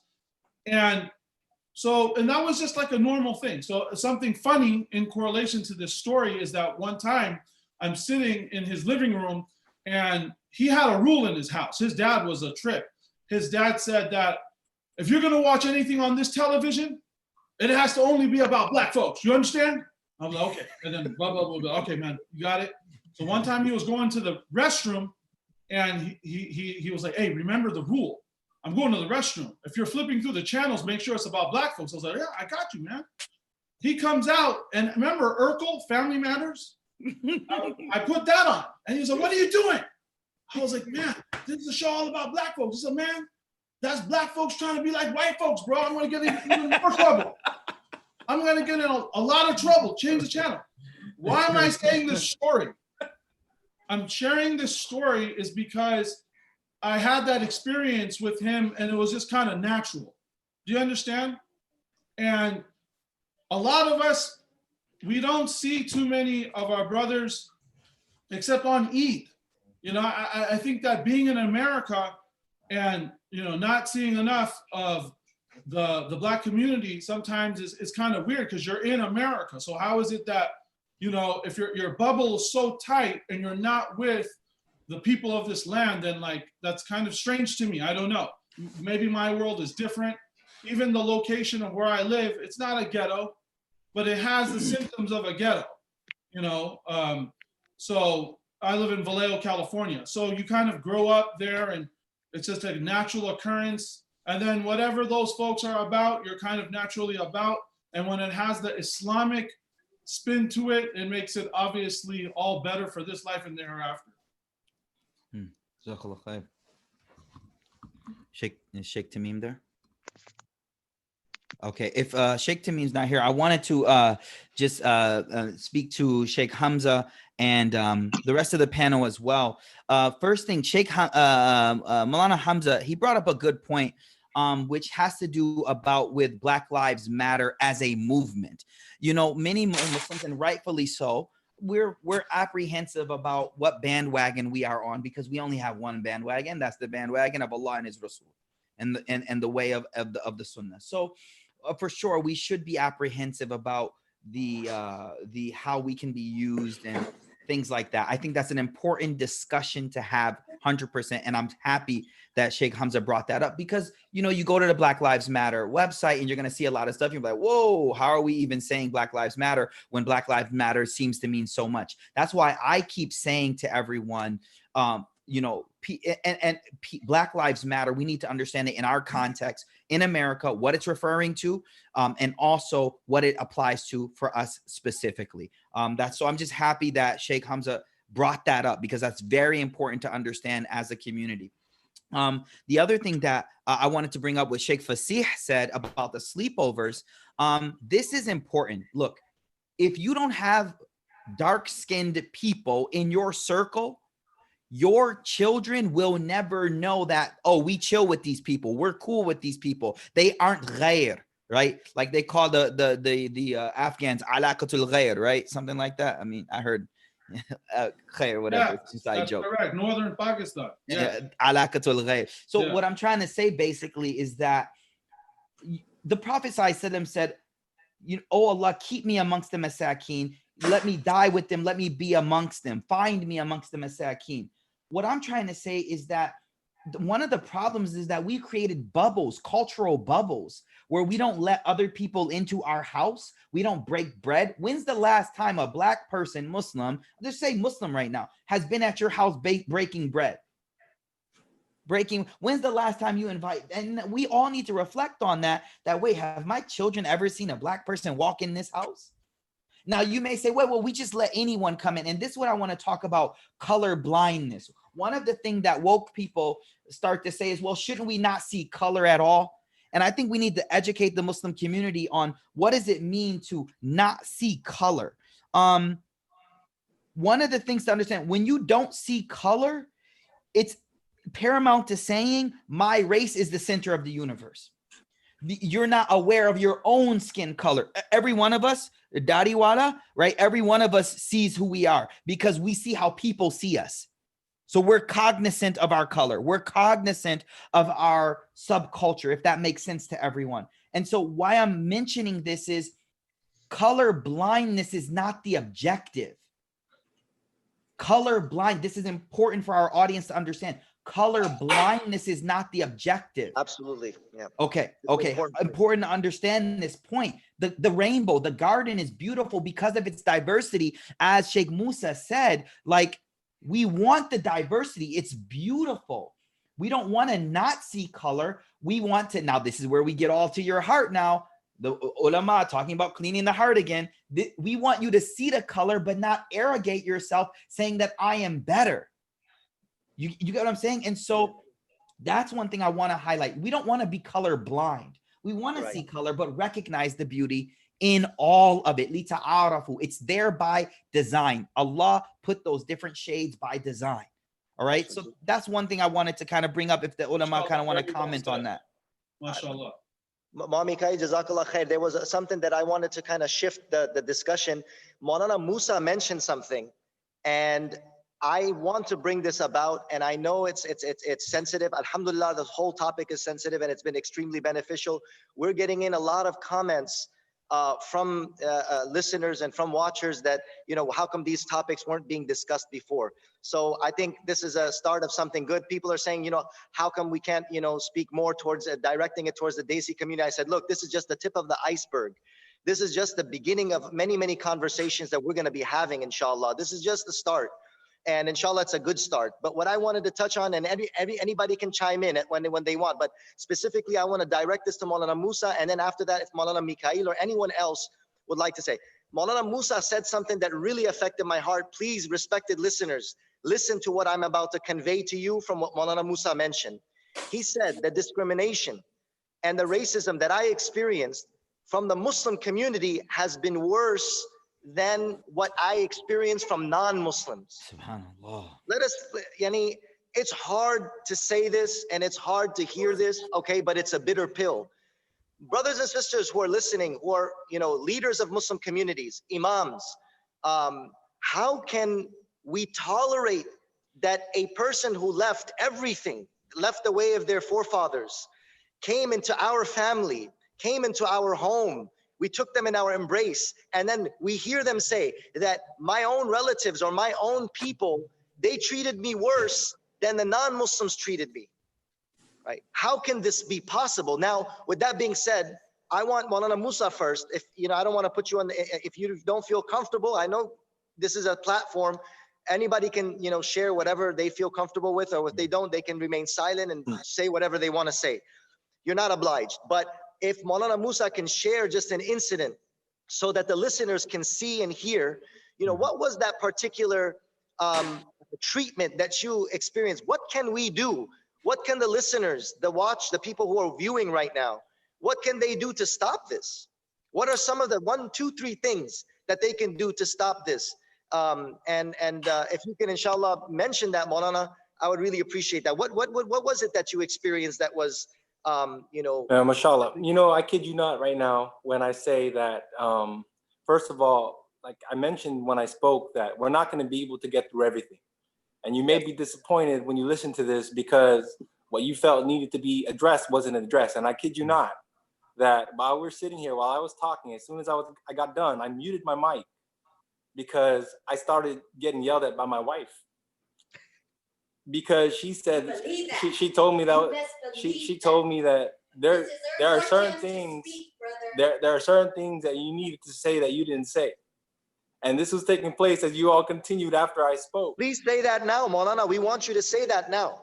No, well, like I said, it's not gonna, I'll share a little bit, right? And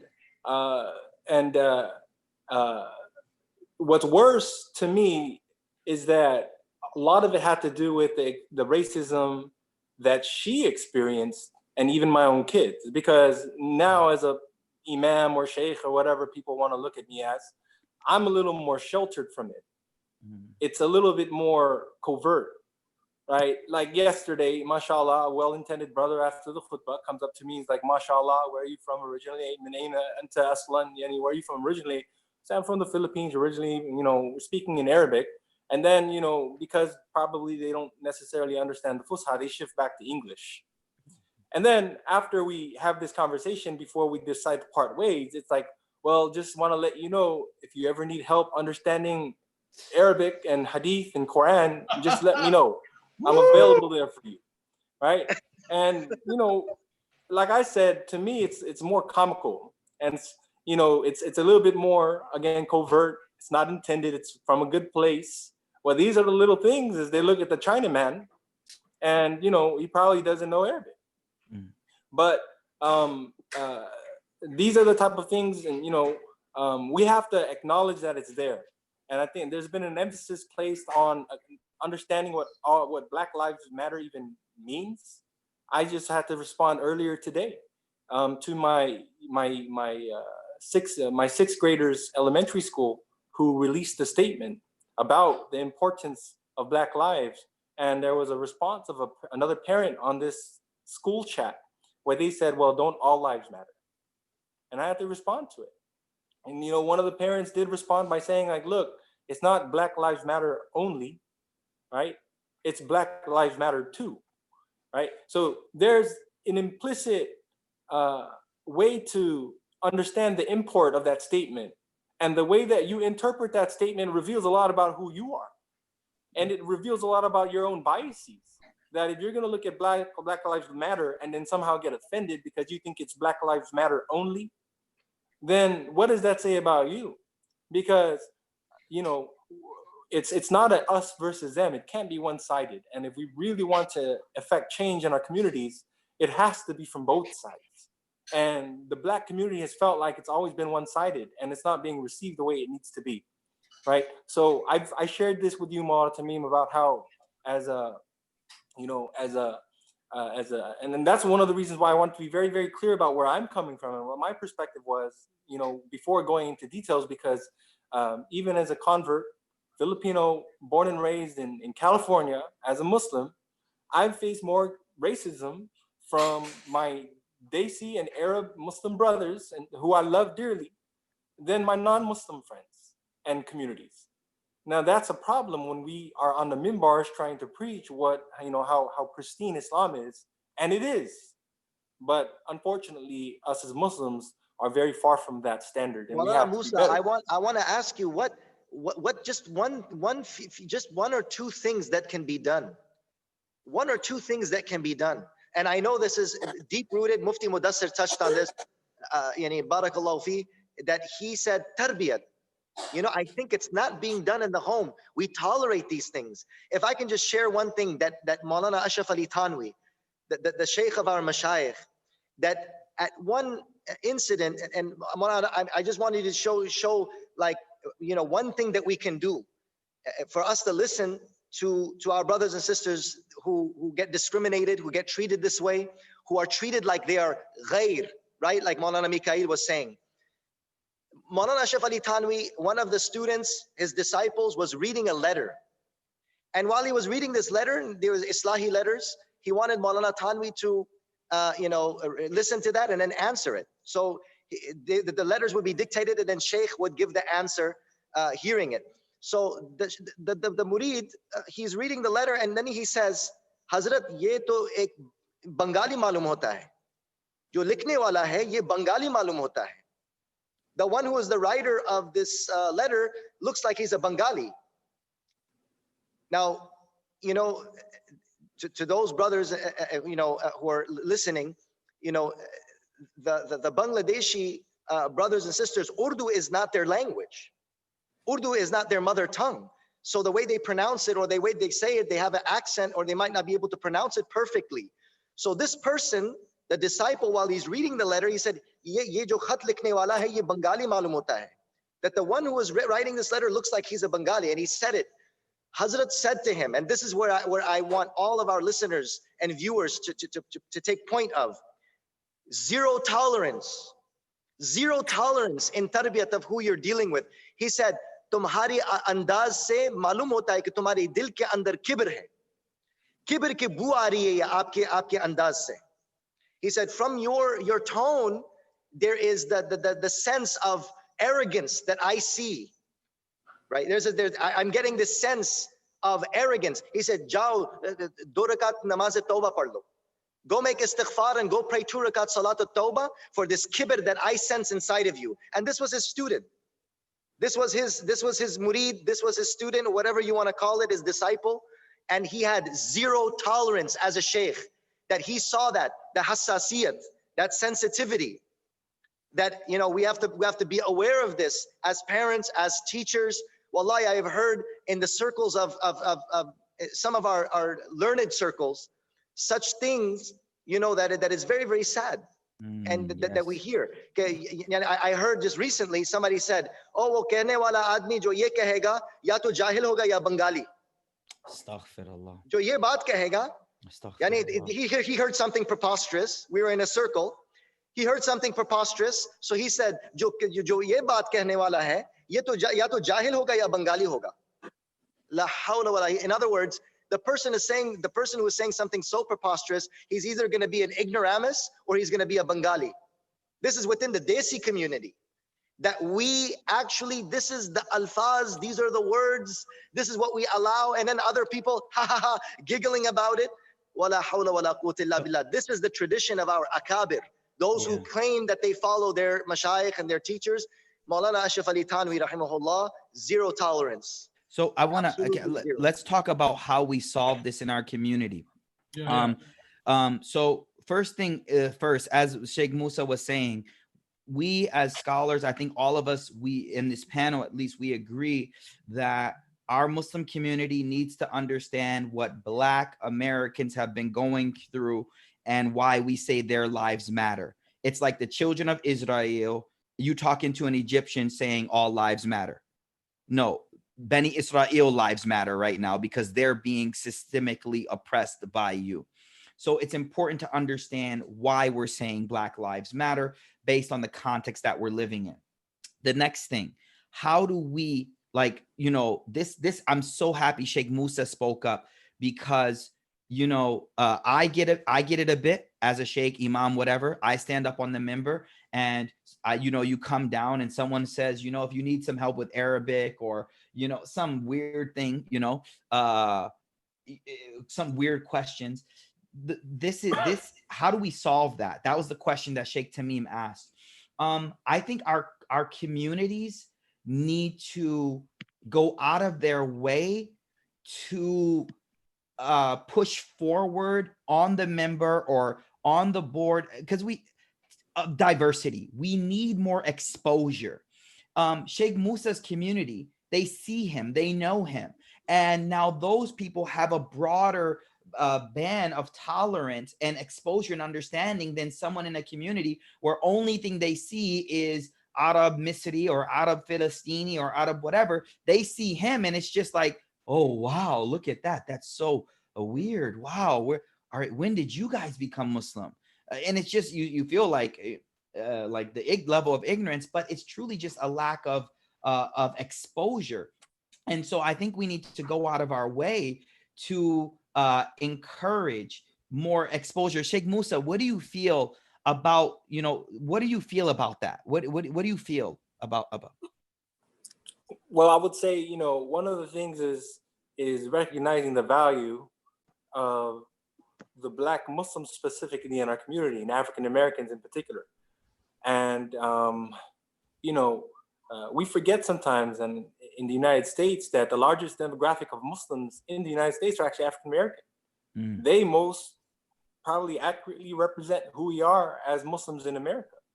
And we're the only major world religion in the United States that does not have a majority race. We're a bunch of minorities that are put together. And the largest of those groups are African Americans.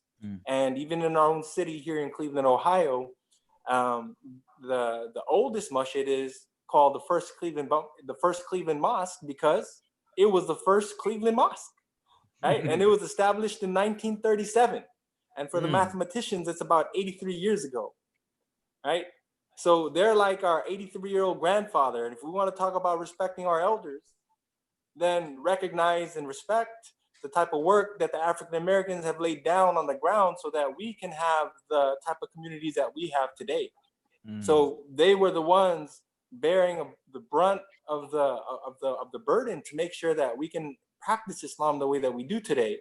And then we come when everything's nice and fine and dandy, and then we kind of just reap the benefits without acknowledging who our grandfather was. So, you know, the Black Lives Matter is very much a Muslim issue too, because they represent a large group of our community.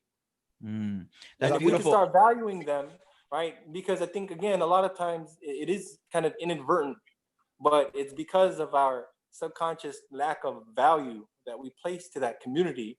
And, you know, it reflects in our actions and in our dealings, and we have to be better about that. Yeah, and I like what you're saying about the inner city. Every inner city in America has a first masjid that's in the middle of the city that was started by African American uncles.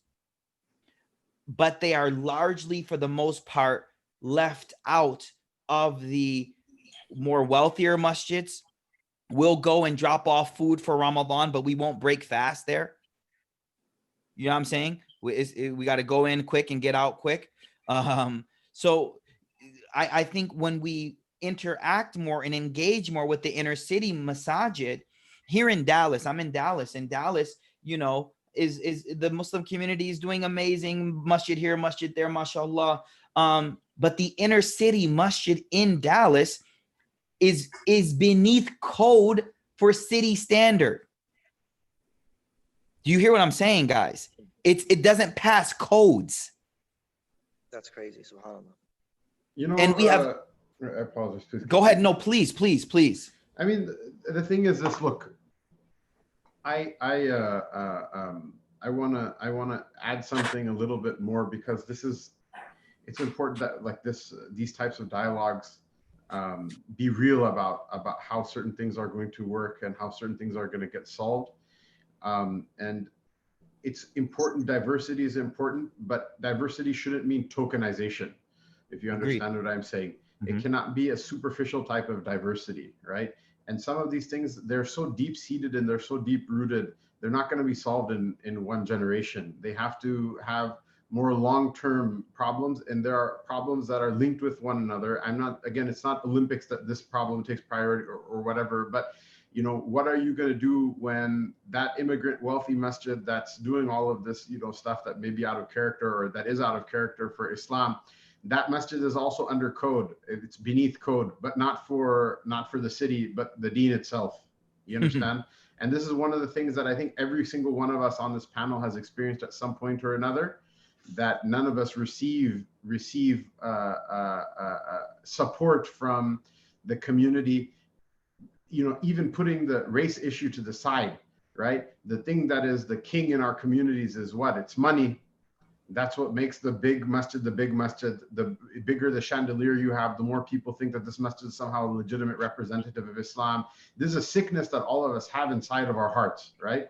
And to be very, very honest with you, one of the reasons that I'm proud to be on this this panel with you is you're a learned brother.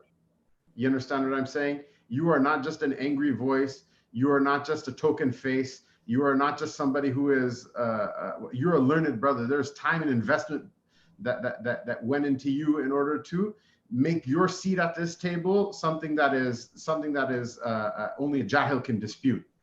And there's so much jahiliyyah in our communities. And Shaykh Musa is not an imam in a masjid, by the way. Shaykh Musa is a teacher at Qasim, and he earned his position in our community through his work and his service, but he doesn't get support from a masjid. And that's a fact. We have to understand that. But what is it when he comes into a room, when he speaks, when he opens his mouth, he has enough wherewithal that he stands on his own 2 feet. And this is a multi-generation. How are you going to fix this problem? How are you going to fix the problem? There are good brothers that literally put in so much time and effort and money and everything. Like I cannot question their good intentions. They're good brothers in the community. But if you bring up something like, you know, why we have liquor, you know, we have to tell our our whatever immigrant brothers that you can't run a liquor store in the inner city. They're like, brother, who are we to judge? You know, instead of being so negative to our brothers, we should be positive to them. It's like what? That guy walking into that store buying the 40, getting drunk and then beating up his wife and kids. That person's not your brother. Those kids getting beat up, those kids are not your children. You know, that's the thing, is this jahala, because once you open someone's mind up to that, they'll think about it. The issue is that usually by the time, like, as you know, as an individual, we should never give up hope in somebody, but when system-wide, when you have something like that is so corrupt, like and the roots of the corruption are so deep, the solution is going to be multi-generational, and we need to sit together and, like, you know, this is one of the things Shaykh Tameem said, this is not a reaction to anything. These are things I have said. I'll send you recordings, posts. Every single one of us have been saying these things. I know Shaykh Fasih, I know Maulana Tameem, I know Shaykh Musa. We've been saying this, and it took what? It took the pornographic murder of George Floyd on video that people watch again and again and again and get some sort of like sick kind of cathartic pleasure out of, for someone to like listen, you know, like for 200 people to come and log on and listen to it right now. But the point is that in order to fix that, in order to fix that, it's going to take something more than just a reactive approach. It's going to take like deep planning. That how are we going to this generation maybe wandering in the desert for 40 years. How can we at least plan that someone from the next generation will be able to stand and put their foot down and be like, no, this is it? Because of that really quickly, just a 3-step response to what Maulana Hamzah. Did you just you're finished, Hamzah? Shaykh, when you start speaking, I'm finished. I just want a three-step response. I think that the ummah, particularly right now, I feel this, I could be wrong, that everyone on some capacity is lacking love of Muhammad sallallahu alaihi wasallam. So the first folks that we need to really concentrate on and try to connect that love to Muhammad sallallahu alaihi wasallam is our children. If our children understand who Muhammad sallallahu alaihi wasallam was, and their vision and our beloved Prophet's vision is one out of love, not only out of ilm, which is a result of that, not only out of fear, but strictly out of love, right?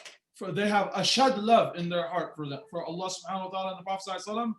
This will act as a beautiful deterrent towards all diseases. Number 2 is whenever the race issue comes up in our homes, or we see our children and we can rectify them on a matter, and some of you guys displayed that, right? That when one of our children has made a mistake or a slip, and it was in regards to a race issue, and we reprimand them and we tell them, that is directly addressing the point of tarbiyah, inshallah. So number 1 is our love for the Prophet ﷺ. His vision should be our vision. That will get rid of all the diseases, bi'idhnillah. Number 2 is actively teaching etiquette and reprimanding our children. And number 3 is, and I kind of talked about this before, and I'm just going to mention this one more time, is that our acquaintances. Look, we are living in America, so we should be acquainted with all types of people, but particularly the African American community, Black folks. There should be this, someone said it, our children should see them come into our house. Our children should see them come into our house. I'm not a self-hating person. Maybe I don't have enough relatives here, that's the answer. But for years, my father, every Eid, he skips all of our relatives and he invites everyone into the house, and it's a beautiful gathering, and there's white folks, Black Muslims, white Muslims, Mexican, Filipino, everyone comes through, right? But it's just a thing where whoever said it, I forgot who said it, my children grew up seeing that. So when they grow up kind of seeing that, okay, at Dada's house every Eid, we're not going to do nothing. We're going to have everyone come over and we're going to just have a great time with them and chill. And it feels good and we love it.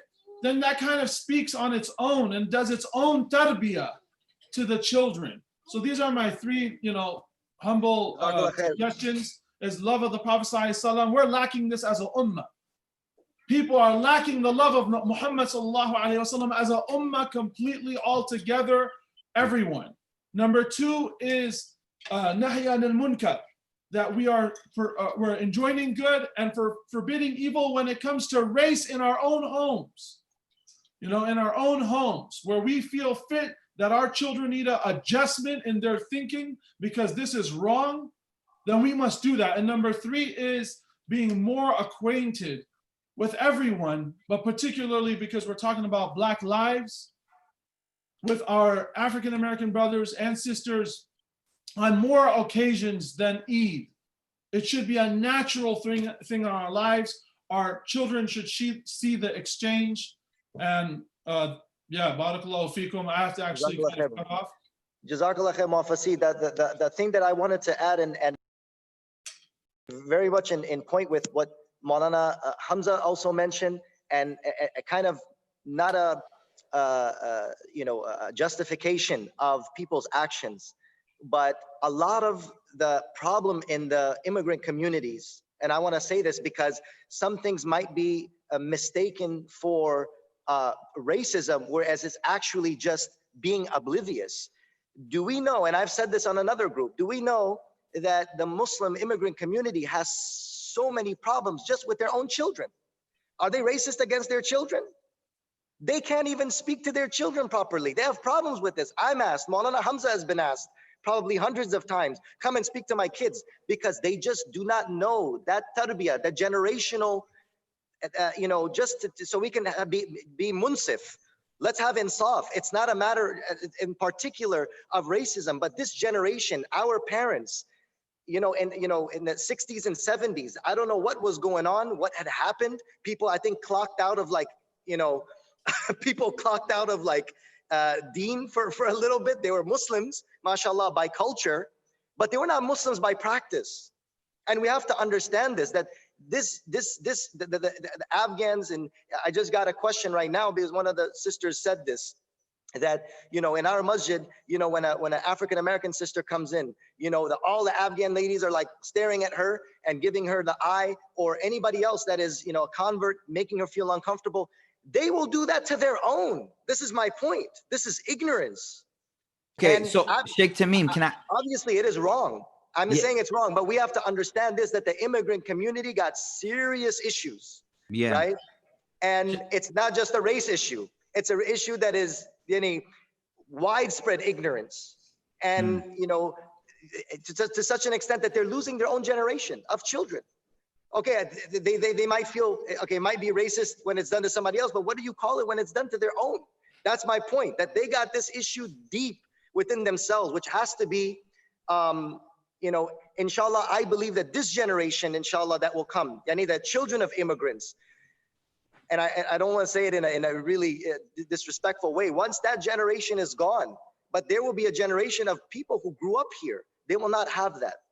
Because Tameem, sorry to cut in on you, Maulana Mikaeel. I think one of the things that leads me to not share your optimistic view is that one of the things across the board, whether it's immigrants or whether it's first generation people born here in Islam, and unfortunately, even when it comes to a number of converts as well, one of the deepest sicknesses that I think saps people's energy in changing for the better is they're identifying with not the oppressed, but with the oppressor.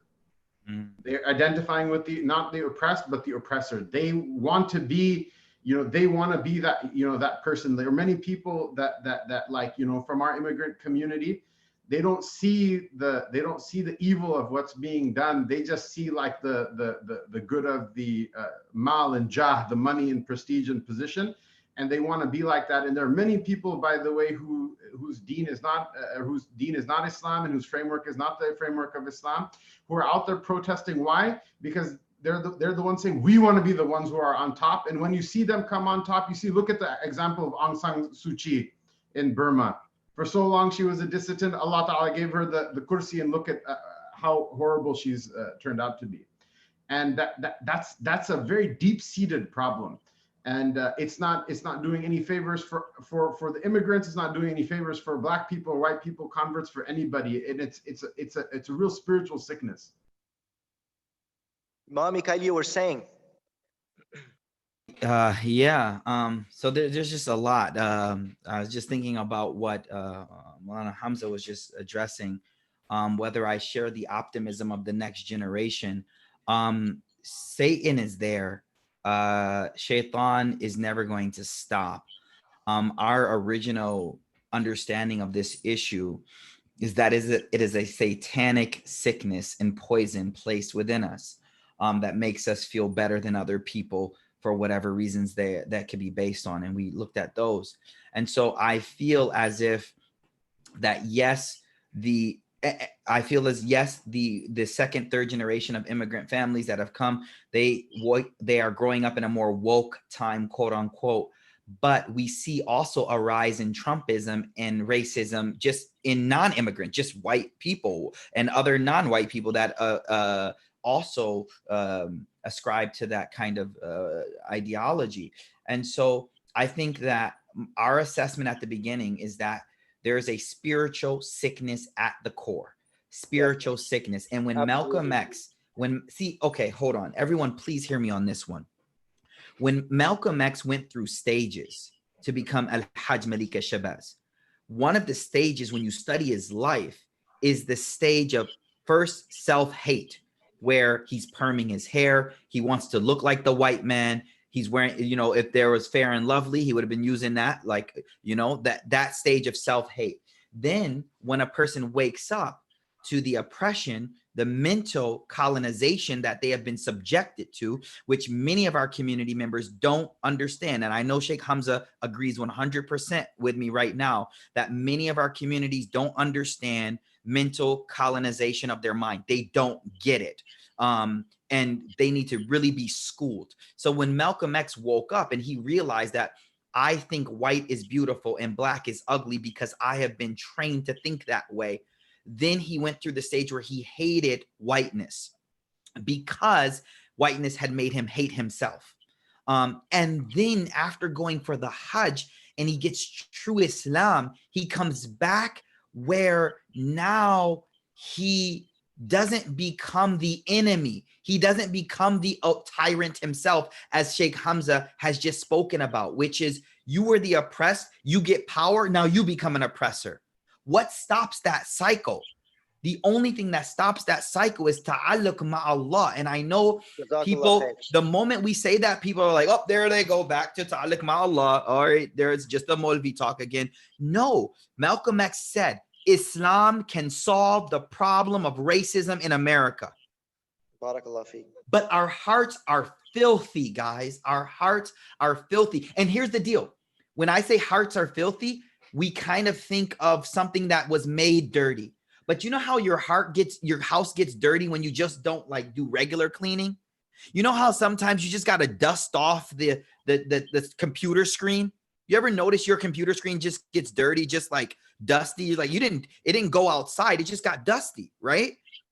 Ulama, you understand what I'm saying, right? Exactly. So when we see racist, bias, anti-black statements or anti any other race jokes in our family circles or things, it's not that people are trying to be bad people. It's they haven't actively gone against those thoughts and cleaned their heart. And so again, anti-racism for us is I'm constantly checking the arrogance in my heart to make sure that I don't feel better than anyone else. And so the last thing I want to talk, and I'll pass the mic, too many African-American sisters, white sisters have walked into our masjids and never walked back in. Absolutely. Too many, bro. Yes. Too many, man. Too many brothers with tattoos. I'm going to tell you a story. Everyone, listen up. I was in Medina. It was Hajj 2 years ago. And I was with a brother from Cali, white convert. He's tatted up, tattoos all over the place, right? And he's wearing a short sleeve, but jubba. And as we're walking, oh my God, people were staring like we're the walking zoo. Okay, cool. He's used to it now. He's like, they've never seen tattoos. We walk past a security guard, a jundi. And as we walk past, he goes, La hawla wa la quwwata illa billah. And I stopped right there. I said, Astaghfirullah. La hawla wa la quwwata ant. Huwa aslama. And all of these tattoos are ajr for him, inshallah. Fi mizanihi. And he realized, oh, he knows Arabic. He can understand me. He's like, yeah, you're right. Astaghfirullah. Man, we got issues, bro. We got major issues, and we've imported a lot of that racism because your countries were colonized by the white man the same way my people were. And I'm sorry that I sound angry, but it's okay because the whole world is angry right now. So I think it's justified. But we have major issues coming from your country. You brought your racist thoughts with you to Ellis Island. And that is because your country was colonized by the same white man that my people were enslaved by. And so you were brainwashed the same way we were brainwashed. And so you put Fair and Lovely on your skin the same way we permed our hair. But you don't realize it yet. And so all I'm trying to say is too many white people with tattoos, too many black dudes that accept Islam with dreadlocks walk in our masjid, and because your auntie looks at them really badly, they never walk back in. And so what do we do now? Okay, there's the problem, Sheikh Mikaeel. What do? You got to talk to your auntie. Auntie, ye America hai. Aise log Islam kabul karta hai. They become Muslim. So that's not ajib. It's okay. You have to educate that older generation and tell them, no, she's a Muslim. SubhanAllah, sisters come in the masjid, you know, and like literally the auntie's fixing her scarf. I don't even know you. Why are you all touching me and stuff? Like, back up, man.